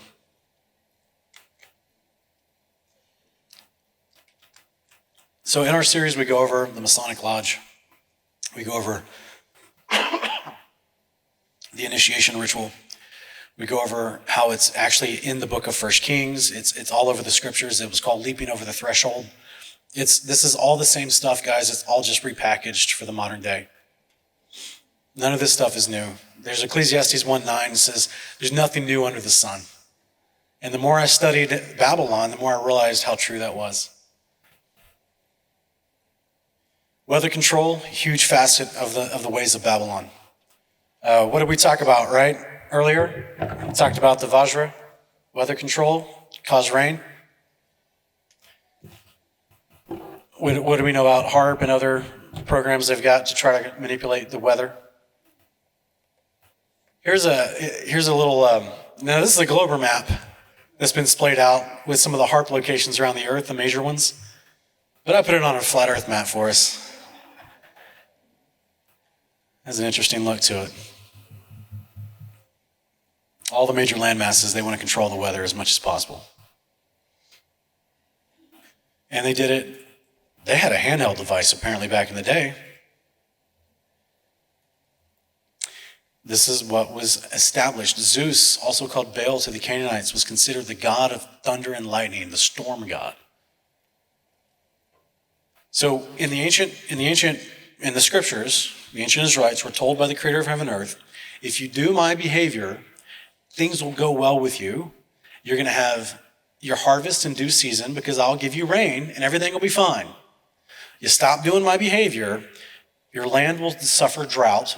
The sky will be like bronze. The land will be like iron. You won't be able to grow anything. You're going to have famine. Bad things will start happening, and then you'll be invaded by your enemies. We see an example of that happening for 3.5 years in the days of King Ahab, approximately 721 BC, during the days of the prophet Elijah, where he's having this massive showdown, political showdown with King Ahab and his prophets of Baal, which are transliterated prophets of Zeus, on Mount Carmel in northern Israel. And Elijah wins that encounter with a miracle from God. They kill the prophets of Zeus, also called Baal, and then Elijah prays that it would rain again, and it rains again. So people don't die from starvation. Babylon has always tried to control and kill people and populaces, and one of their ways is through weather manipulation. Now, here's the cool part. The Creator promises you that if you do his behavior, the creation that we live in will actually work with you and not against you. This is why all the prophets who were good at doing the behavior of the Creator, like Jesus, a prophet of God who was an expert at doing the behavior of the Creator, things they could do anything they wanted, like walk on water, like manifest more food out of a limited amount of food, like heal people's eyes by putting some spit and some dirt and put it in their eye. The creation works with you. It's designed to work with you if you're doing the right behaviors. Wisdom of Solomon says, "For the creation serving you who made it exerts itself to punish the unrighteous, and in kindness it relaxes on behalf of those who trust in you." This is what we see in stories in Matthew 8. Jesus calms the storm, and the disciples are amazed. They're like, "Who is this? Even the wind and the waves obey him." He's like, "Bro, why don't you get this yet?" This is why he was discipling, because they didn't know. He was having to train them up. But, it was like he was trying to tell them, look, the Wisdom of Solomon was written hundreds of years before Jesus. It would have been a part of their literature to know that, the creation relaxes itself on behalf of those who trust in God. That means you're faithfully doing the behavior of the Creator. So, same thing with James. James reiterates the story of Elijah, saying that amazing things happen for people that do right behavior. Why is this important? Why does it matter when I talk about Babylon trying to control things? Because the Bible claims that at the end of the story, right before the second coming of the Messiah, there's a 42-month period where all hell breaks loose. The first and second beasts show up. At the same time, these two prophets show up to counteract them. And it says, look at the prophets are considered the two olive sticks, two candlesticks, standing before the God of the earth. And if any man hurt them, fire proceeds out of the mouth and devours their enemies. If any man will hurt them, he must be in this manner killed. These have the power to shut heaven that it rain not in the days of their prophecy, and have power over waters to turn them into blood and to smite the earth with all plagues as often as they will. Guys, it's not intended for good people. These powers to do plagues and stop it from raining, weather control, calamity, it's not for people that are trying to do what's right. They're battling the enemy of the first and second beast who's exerting itself over all nations. So that's why it says later in that chapter, the beast that comes out of the bottomless pit, the first beast, at the end of the 42 months, he's the one that actually kills these two guys. Because he's been battling them this whole time. So now let's go into the hierarchy real quick. What did the lady in the occult say in the early 20th century? She wanted to externalize the hierarchy. Who's the hierarchy? The dragon, the first beast, and the second beast. Zeus, also called Ra to the Egyptians, also called Brahma to the Indians. Again, all references are available in our thumb drive. We're going to have in the back. We have a limited amount, as well as for free on our channel, Kingdom in Context. He is the dragon that is referred to in Scripture. His name is Zeus. He was a real character, interact with people. Many oftentimes showed up as an old man with a bird. Why? Let's stay here for a minute. Why? Because he's an angel. He's not an actual man from earth. He wasn't born of a woman, of the womb of a woman. He has a body made of water. This is why he would show up in different versions he would change himself and change his disguise, if you will, and fool people. He's the deceiver. Revelation calls him the dragon who deceives the entire world. And he's deceived all of us in the mainstream, at least in most modern, postmodern Western thought, to think that he doesn't exist anymore. So now we don't even know who we're fighting or why. All right, for a long time, he had a right-hand man whose name was Hades, also Anubis, also the guy, the Indians called Vishnu. So Hades was the ruler of the underworld, the spirits of the dead. Remember all those unclean spirits that were put under the control of Azazel, which is the Satan character? So Hades is like his number one commander. And then over time, you have this guy show up. And this guy replaced Hades in the command structure. This is the first beast that the Hebrews knew as Nimrod. This is the unholy trinity, if you will, that's been throughout all of history, through all of time. Ra, Osiris, and Anubis. These three guys. The Indians call them Brahma, Vishnu, and Shiva. The word Apollo, as the Hebrews explain, is also the word Abaddon, means the destroyer. That's what Shiva means. So these are some of the modern or the common names that were associated in these countries for the dragon. The Greeks, it was Zeus. The Egyptians, it was Ra, or the serpent god Nehebka. That was before he got the name Ra. Ra is much easier to say. India was Brahma. Oh, and by the way, in India, if you have perfect sound doctrine and perfect philosophy of life, you have Brahmin. In Sumer, in ancient Babylon, they called him Enki. And then the Mayans were Quetzalcoatl, the flying serpent god, who also appeared as a man. You have to research it and look it up.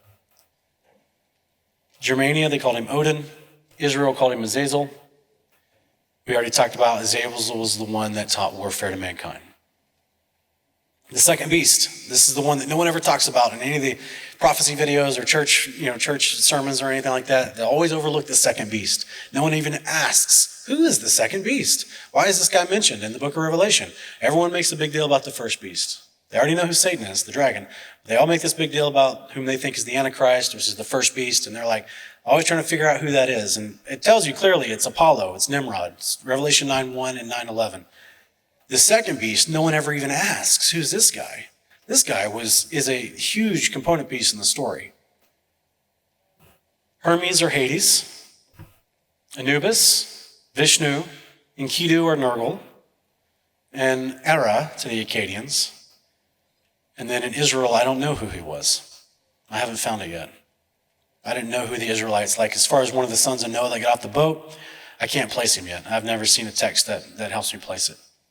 But I know consistently his job, what he ruled over, what he was interested in, like medicine and commerce, consistent in all these different cultures. It's this guy, the second beast in Revelation 13.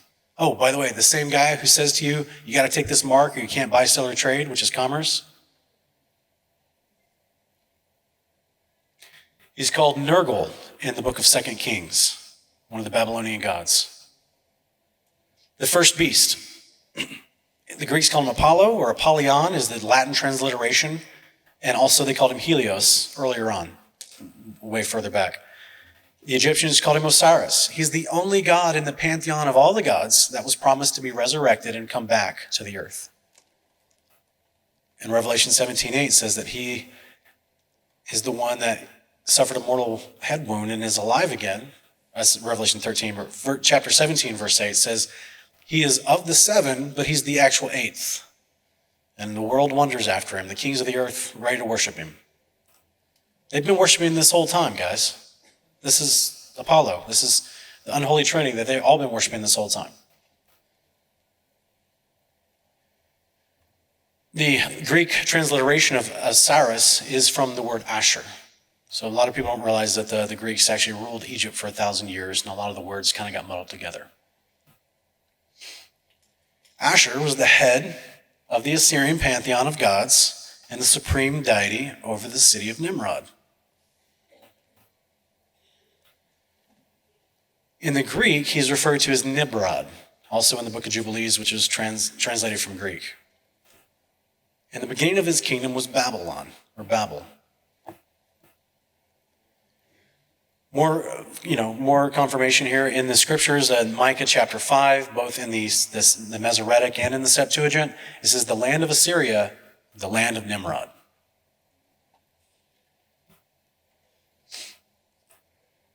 In the Egyptian Book of the Dead and some other writings from ancient Egypt, they talk about Osiris was the god of the resurrection. His symbol was the Ankh. He was the successor of the great cosmic god Tumun-Ra. There's that word cosmic again. He is called the soul that lives again. It's pretty interesting. He's everywhere, of course. He's always, mixed in with Anubis and Ra all over the place in Egyptian hieroglyphs. But also, there's that crazy Djed again. Remember that Djed that we looked at earlier in part 1? They're worshiping this Djed. Boy, they like these things. This Djed is called the pillar and the backbone of Osiris. There's some personifications of the Djed where it's literally just a pillar, and it's all the trappings of Osiris, but it's an actual Djed pillar as the main body. Supposedly, the ancient Egyptian writings claim that the Djed,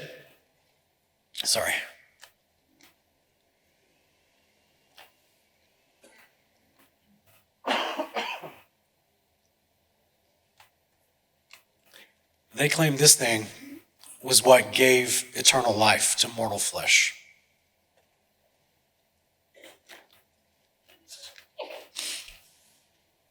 Is it true? I don't know. I don't have one. I can't test it. You know how in all the movies, like whenever there's some kind of movie about the devil tricks somebody and he promises them something, but then the actual fulfillment of that promise is like an actual curse. It's actually a horrible thing. It's not some good thing. That's what I think he did to Nimrod. I think he was like, I'll give you eternal life. Yeah, I can do that. Yeah, here, let me set up the proper tech. But then he becomes what? He's not living forever in a good way. He's not living with the creator of heaven and earth and the New Jerusalem and land of peace. He's now an unclean spirit who actually is in Sheol awaiting to return 42 months before Yeshua shows up. It's Revelation 9, verse 1 through 11. The Djed was also always associated with the staff of Ra as well as the Ankh. Some of them even say that if you put the two together, they think it's some sort of power device. This is why all the hieroglyphs are always connected all the time. So Revelation 9:11, it's an interesting passage. His name is Hebrew, is Abaddon in the Greek. His name is Apollyon. So that is the first beast and the dragon. And now we'll look at the second beast is the one who gives the mark of the beast. The big famous, everyone wants to talk about the mark of the beast. Well, it's like who actually enforces it? That's how we know when we're looking at it. I know a lot of people were like, oh man, the juice must have been the mark because they're forcing people to get it. This guy is not here yet. This guy, when he shows up, is forcing the world to worship the first beast. That's a pretty big qualifier to know when we're looking at the true mark of the beast. Now that we know the name of the first beast and we know the name of the second beast, we're not going to be confused whenever we see this happening. And they got outright open worship to these gods. The second beast required all people, small and great, rich and poor, free and slave, to receive a mark on their right hand or on their forehead, so no one could buy or sell unless he had the mark. The name of the beast or the number of its name. Here's a call for wisdom. Let the one who has insight calculate the number of the beast, for it's the number of a man, and that number is 666. So if you take the Greek gematria of the words for Zeus, Apollo, and Hermes, they only fit in one way, which is pretty fascinating to me, because it's going to lead right into why we're here at this conference and talking about why we don't live on a ball. It only fits inside of a sphere mathematically. The overarching sphere of the 333 is for the Apollo. The two spheres together are for Zeus. When you put them together, that exact diameter is the number, the length of the gematria of Zeus's name, which, by the way, is also an all-seeing eye turned right side up. I think that's pretty fitting for Zeus. And then the three spheres that connect the diameter of it from the interior diameter is 353.666, and it only works with those measurements. The second beast is where the 666 comes in, not the first beast. Everyone's always trying to figure out who's the first beast so I can calculate, do some gematria in different languages and calculate who's got the name 666. It's not the first beast that's even talking about. It's talking about the second one. He's the one who enforces the mark. He's the one who causes people to worship the first beast. He's the hype man, who's also, by the way, Anubis was a god of war. So, if you take these numbers, only put them in a sphere because it only works in that way, the sphere is super important to the occult. And we're going to talk about that in just a minute. But the world loves Anubis. They paraded him around the United States back in 2011 and also in Europe. I don't know if you guys remember this or not. Literally put him on boat barges and trucks and drove him around different places for photo ops.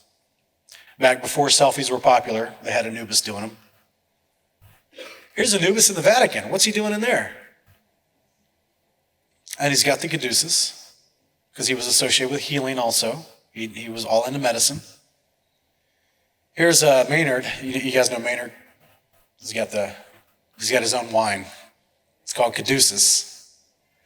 And it's 353, which is the gematria for Hermes. And he calls it Anubis. Same god, same person, same gematria. Here is, you guys ever wonder what the Sphinx was? It was Anubis. Here's a depiction of the god of Anubis in the Sphinx form, because he was also associated with being a chimeric lion whom had a stinger of a scorpion tail. That was one of the avatars of Anubis, if you will. One of the personifications of him. But this is him with an actual lion head, or the head of a man in a lion body. And he's sitting, in this particular one on the right, he's sitting on the 9 bows of Egypt, which meant he was the god of war, basically. And he was also depicted as a Ariel, which is a part man, part lion, with a stinger of a tail, like a scorpion. For any of you that's read Revelation chapter 9, that should ring a bell. Because those are literally the things that come out with Apollyon in Revelation chapter 9. These hybrid-style creatures that have the teeth of a lion, the hair of a woman, breastplates ready for war, and they got a tail like a stinger. Oh, and they're flying through the air. This was literally one of the ancient depictions of Anubis, or Hermes. And the sphere is a huge part of that, which is why now finally I can talk to you about Mother Babylon, which is the end of our presentation. I'm going to play this clip real quick, okay?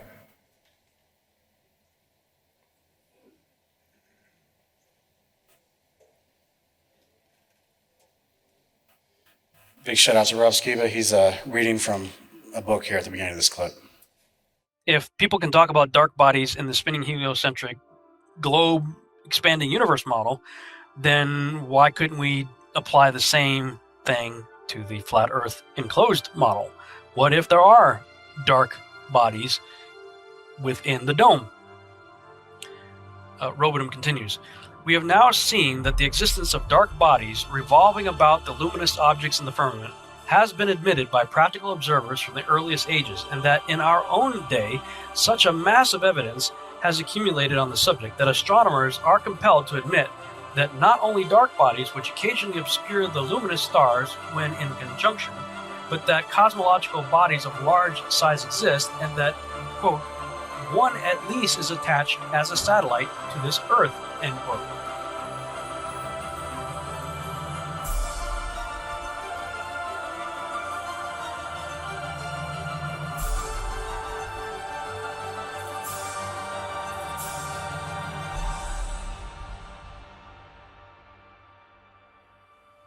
Okay. So, the Eye of Ra in all the Masonic tracing boards is in between the sun and moon, and it's always in the sky above. It's on the dollar bill. The word in Latin says he oversees and approves of our endeavors. The Eye of Ra is up in the sky looking down. Mount Olympus, the ancient gods, claimed that Zeus, who's also Ra, lived in the sky in a piece of land underneath a double-gated dome. One of the big problems that we've always had with in this community is figuring out what causes eclipses. And I want to put forward today that it's literally the home of Zeus. So people would say, okay, if all this stuff is real, where's this guy hiding? Where's he hanging out? This guy that's controlling the nations, deceiving everyone, super powerful, super smart. Where did he go? He hasn't gone anywhere. He's always been there. He just got us to not look up. He just got us to not believe what the texts have always told us in the past. He just got us to believe in a completely different cosmological model. It's where he masks himself in something that they call the eclipse. But it's literally his home. That is the Eye of Ra. And it's even depicted in the hieroglyphs. There's a dot inside the sun. That's him passing in front of the sun.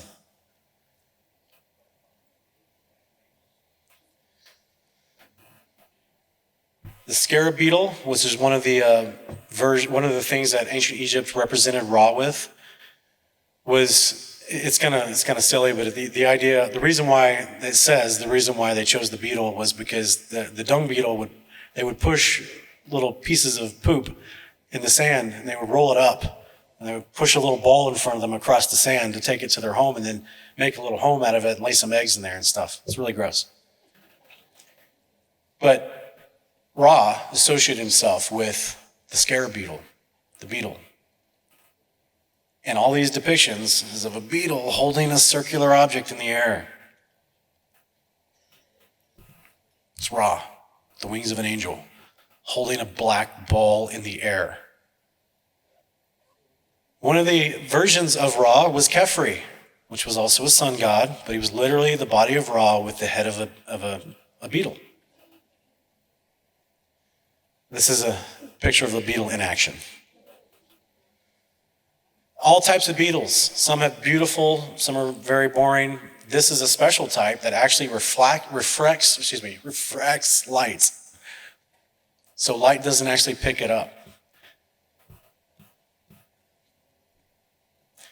I always thought it was interesting that some of these solar eclipses, they always happen during the new moons. Do you guys ever think about that? Solar eclipses happen during the new moons. Multiple times, especially the big ones. The ones where everyone's watching, everyone's got their cameras up. They'll be like, oh yeah, you can't see the moon because it's during the new moon phase. That's why you don't see it coming in front of the sun. But, I mean, how many people here had cameras in the sky in 2017 and testify they never saw the moon ever? Yeah. So what is it? It's not the moon, guys. Don't turn me into Obi-Wan Kenobi up here. That's no moon.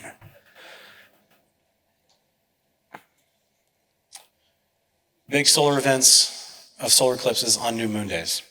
1 Enoch 72 and 77 describes the sun and moon to be of equal size, and they're two great luminaries, and they have the same circumference. And in verse 77, it says that when the moon is full, it's full of light, and the circumference is full of light, but when it ends, the light vanishes from it, it's void of its light. And it says in verse 17, there's nothing else in her. It's a female pronoun, but whatever. There's nothing else in the moon but light. People always wonder, what is the moon? It's not this thing that's actually obstructing the light of the sun. So what is this thing? I'm putting forward today, it's literally the home of Zeus. This is why this guy would write about this. Meanwhile, beneath the double-gated dome, Zeus sits enthroned over the spreading earth. In Acts chapter 14, Paul and Barnabas go into a place in ancient Turkey, and they heal some people, which is awesome. But the people of the town think that this is Zeus and Hermes that had come down from heaven to visit the people. And they try to get a cow and worship them real quick, and Paul and Barnabas are like, stop, what are you doing? It's the wrong gods. We're trying to talk about the creator of heaven and earth. He's the one that gave us the power to heal you, not Zeus and Hermes. Did you guys know that in Mecca, the big black box that the Muslims journey to in Mecca, then they do the thing where they dance around it and everything? Do you guys know the paradise stone, the cornerstone on that big box in Mecca is actually they believe it's from the home of Artemis, a piece of it that fell down from heaven. Big piece of black obsidian. That's the tradition of where that came from.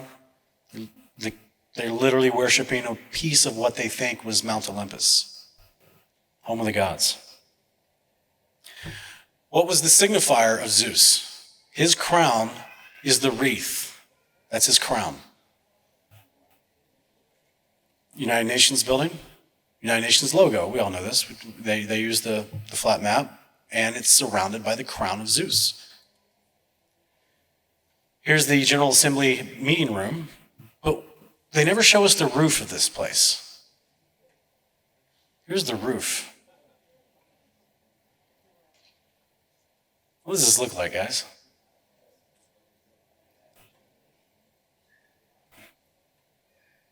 The floor of the Vatican. Got the black circle everywhere. They love the sphere. They love it. This is the courtyard that is designed like the roof of the United Nations building. Oh, with the Apollyon Osiris obelisk in the middle. And then this crazy thing in the courtyard of the Vatican. You guys ever seen this? This is the Promenade sphere, created by an Italian artist. He put them in all these specific locations across the world. Of a ball inside of a ball, mechanical structure. In Tel Aviv, all over the place, in front of the United Nations in New York. And it looks like it's destroyed, doesn't it? It's like a ball that's like destroyed. It's like in Return of the Jedi when the Death Star wasn't quite completed yet. Dublin, there's 3 of them in Dublin. What did we talk about, that ancient Hindu trilogy? It should be Trinity. And the ancient Greek Trinity. 3 main gods. Here's a picture taken of an eclipse in 2015 from 33,000 feet. There's a little bitty dot, but look at the shadow. It's the shadow. That doesn't make any sense, right? I don't have time to play the clip. Many of us may have seen it in this crowd, but the shadow is only at most maybe 80 miles wide. It's not covering the entirety of the moon across the 1/2 of a globe. The shadow is small because it's a small object getting in front of the light source. This is from the 2017 Path of Totality from Oregon to South Carolina. Only at its darkest point, 80 miles wide. That's because it's a small object. Well, it's small in comparison to the true size of the sun, but 80-mile piece of land in the sky is pretty big. How much can you fit up there? What can you have up there? This is what they tell us in the globe narrative of how eclipses are caused, but we all know it's nonsense. Many of us in this particular crowd have probably seen wonderful Globebuster presentations of why this is nonsense, why this doesn't work geometrically or with anything involved in true observation and math. Real quick though.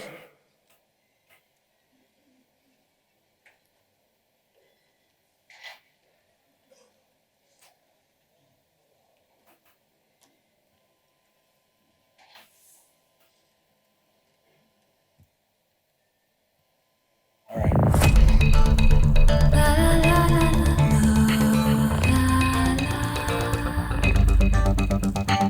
Go ahead and turn this down while I talk and it plays.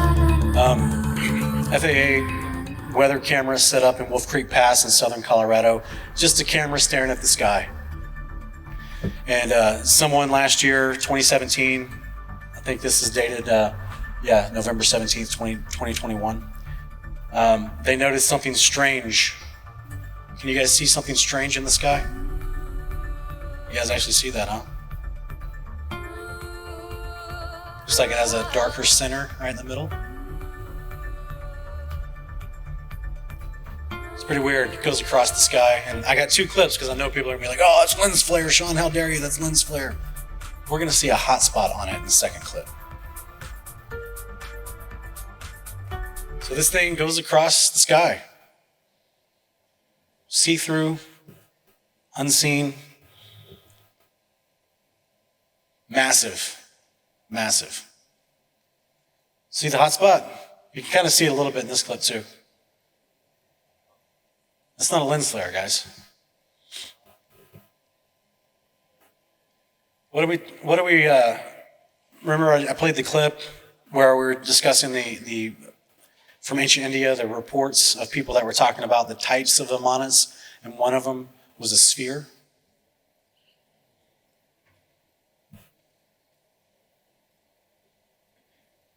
Just for the sake of time, I'm not going to play the second clip, but it's got chemtrails passing in front of it, so you know that it's not a lens flare. I'm going to try to finish up the presentation real quick.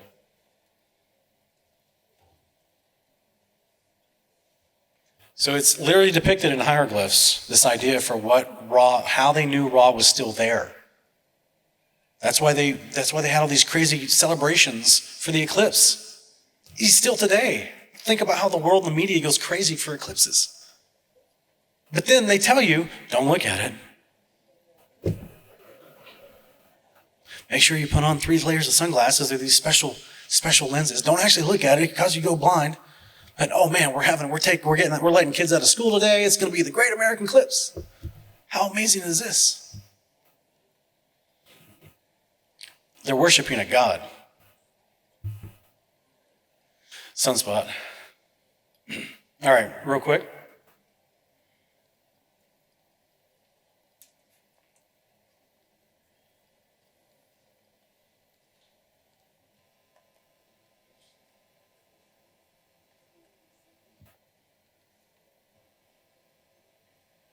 Or Lincoln, Nebraska. It's there to remind us that air is liquid too, or at least it behaves like liquid. Buoyancy, a concept first described Can you guys see that? You can't see it, can you? 2,000 years ago, when a man called Archimedes was dead.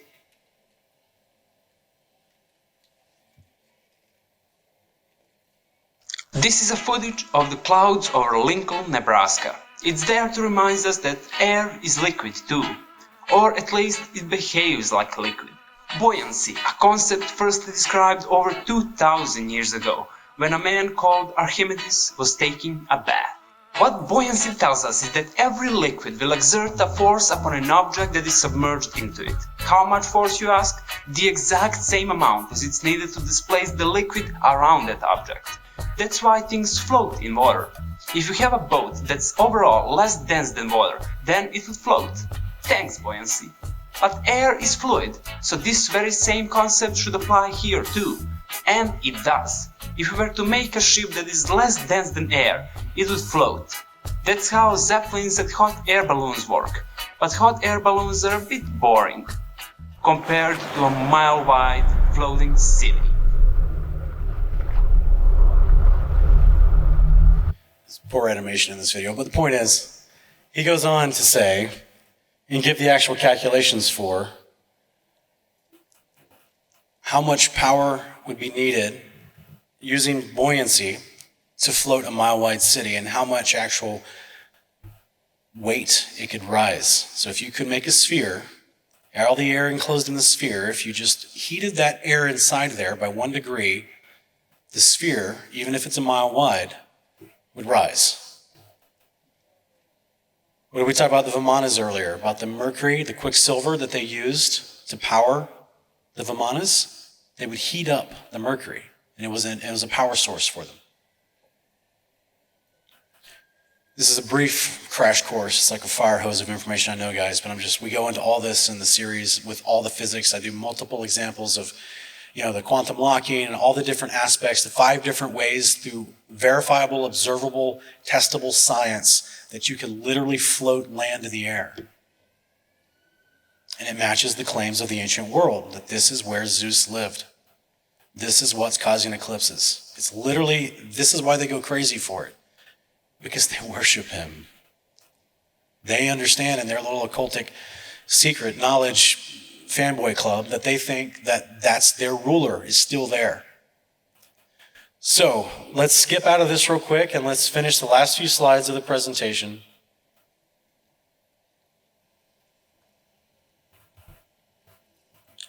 Oh, by the way, do you guys remember this movie from 2015?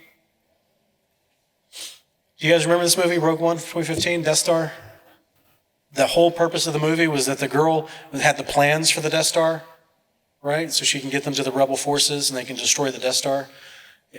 I don't have time to play the clip, but if you guys remember from that movie, the only time the Death Star fired on that land, it hovered above the planet and it caused an eclipse and then fired on the land.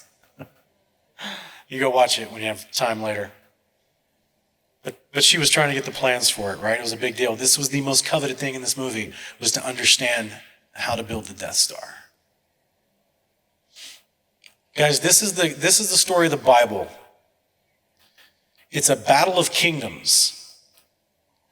The kingdom of Ra, Zeus, versus the kingdom of God that's coming. The one that Scripture says comes down through the firmament. He rolls back the firmament like a scroll, and he brings down this massive house. It's approximately 1,500 miles squared. That's 3/4 of the United States. And he creates peace on earth when he does it, because all the nations will come to it and learn wisdom and learn knowledge and not have to kill each other. Warfare will be put aside. This is the point of this story. And there's a specific moment when this happens. Daniel 12:1, Revelation 12, 7 through 9. It's when Michael, who is the angel that's been assigned over the covenant Israel people, the people that are trying to be like the Creator, he's their angel assigned to help them, and he's got a hierarchy of angels under him. When he stands up against the dragon in this moment, 42 months before the return of the Messiah, this kicks off the carnage period, the chaos period, if I could put it like that, because he actually removes the home of Ra out of the sky, throws it to the earth. Revelation 12, 7 through 9, then war broke out in the heaven. What does that mean? It doesn't always mean above the firmament, right? It can be just in the sky above. It's one of the uses for it contextually in the Scripture. War broke out in the heaven. Michael and his angels fought against the dragon, and his angels fought back. But the dragon was not strong enough, and no longer was any place found for him and his angels in heaven. Yeah, I mentioned, a lot of us probably have already known that you can put, some really good night vision goggles on and look up at the sky, and what you think your satellites aren't moving like satellites, right?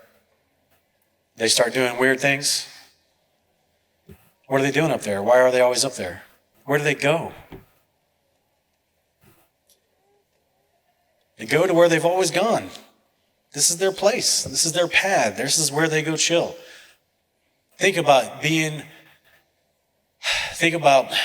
if, just logically from a strategic warfare standpoint, you have the high ground, and if mankind is your enemy, you don't want him to know where you hang out, where you relax. And put it up high enough, he can't even get up to you anyway. Michael, according to the Scriptures, kicks Satan down from his place to the earth. And it says in the following verses in Revelation 12, it says that Satan is furious because now he knows his time is short. And he goes off to persecute those who keep the commandments and the testimony of Jesus Christ.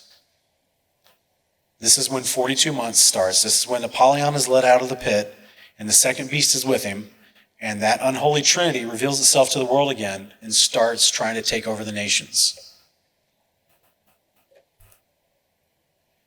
Revelation 18, 1 through 3. And he cried out, this is another angel that is shouting to the world in this moment. He cried out in a mighty voice, fallen, fallen is Babylon the Great. You remember in the Gospels when Satan appeared to Jesus, and it says he took him to a high place and showed him all the kingdoms of the world in a single glance? There's no mountain on earth that'll do that, not even on a flat map. Except Mount Olympus. Except the home of Zeus and Ra. Except a floating sphere of Vimana in the sky that's massive at a high altitude. And at the account of Matthew 4, verse 11, it says the angels, after this particular moment, the angels had to come help Jesus. They came to minister to Jesus because he had to get down. Because this is the moment where he tells his disciples come back to him and they're all excited because he just had sent them out to the towns of Samaria, and he's like, go heal people, go tell them about the gospel kingdom of God. Don't accept any money. Just go out there and do all these good things I just taught you about. And they do it. And they come back and they're excited and they're like, we even have authority over demons. Like, we got to cast demons out of people. And Jesus says,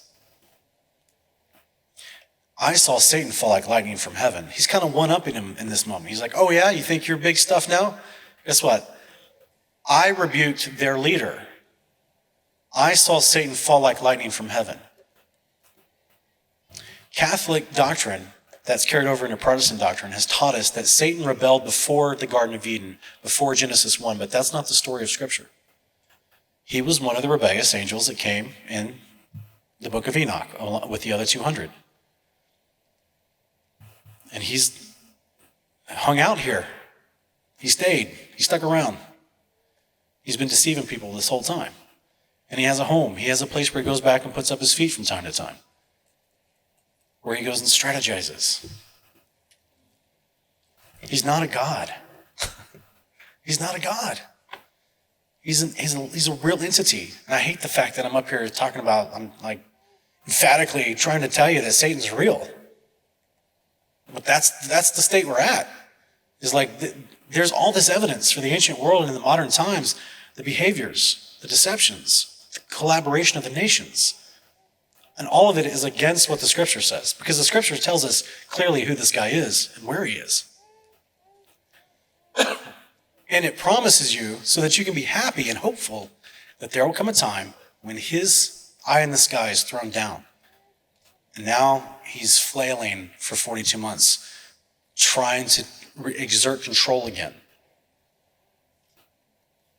This is when I believe personally that they're going to institute the panspermia lie. And they're going to be like, oh, you know, our alien progenitor finally showed up to help us again. We all need to follow him. Oh, he's got some guys that help him. This is, the first beast and second beast. They won't call him that. I don't know what they'll call them, right? But they'll be very noticeable because those people go out and make war against the nations and try to get you to take the mark and all that. Revelation 18, 20 and 21. Rejoice over her, O heaven, O saints and apostles and prophets, because God has pronounced for you his judgment against her. It's personifying the Babylon that is thrown down as a her. And that's consistent with the Old Testament as well.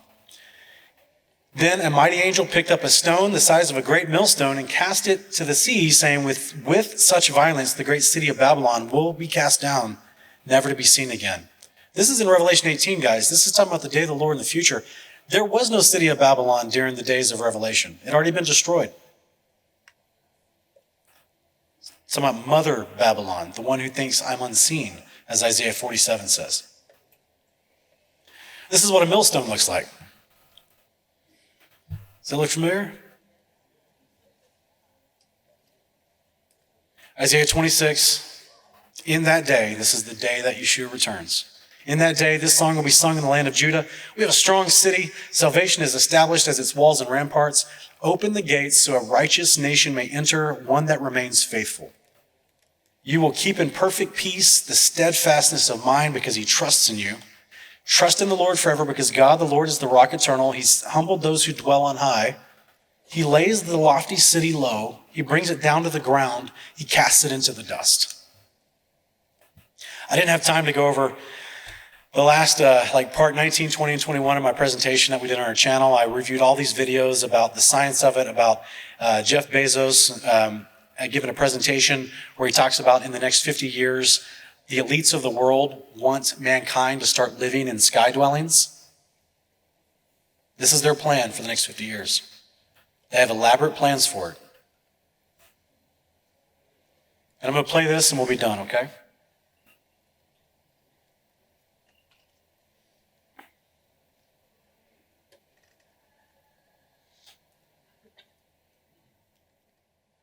Woe to the inhabitants of the earth and of the sea, for the devil is come down unto you having great wrath, because he knoweth that he hath but a short time.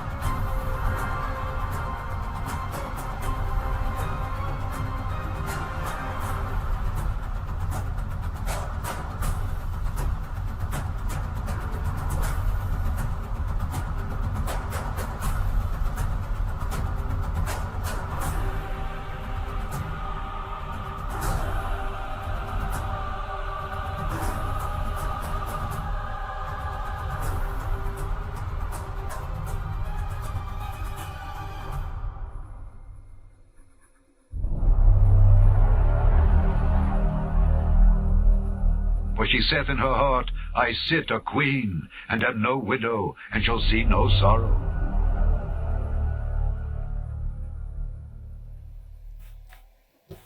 Guys, if you're interested in everything I talked about today, here in about 7 o'clock, I'm going to have these thumb drives available at my table in the back, and I only have a limited amount of them.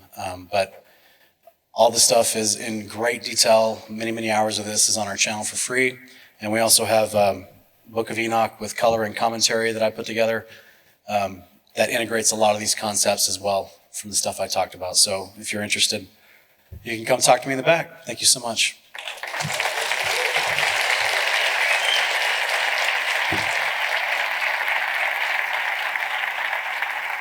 Excellent. Thank you, Sean. Okay, now we're going to take our dinner break. We're a little behind, but we are going to take our dinner break. I think we'll push it to 7. We'll bring everybody back at 7 p.m. so Jason Lindgren can give his presentation. And then as soon as Jason is done giving his presentation, Mark Sargent wants to raffle off his 32nd degree hat. So if you have not purchased your raffle ticket from Mr. Sargent yet, here you go. He's walking around here somewhere and he is selling his raffle ticket. So it's your last chance to get your raffle ticket from Mr. Sargent for the Mason hat. And then come back at 7 for Jason Lindgren and have a nice dinner.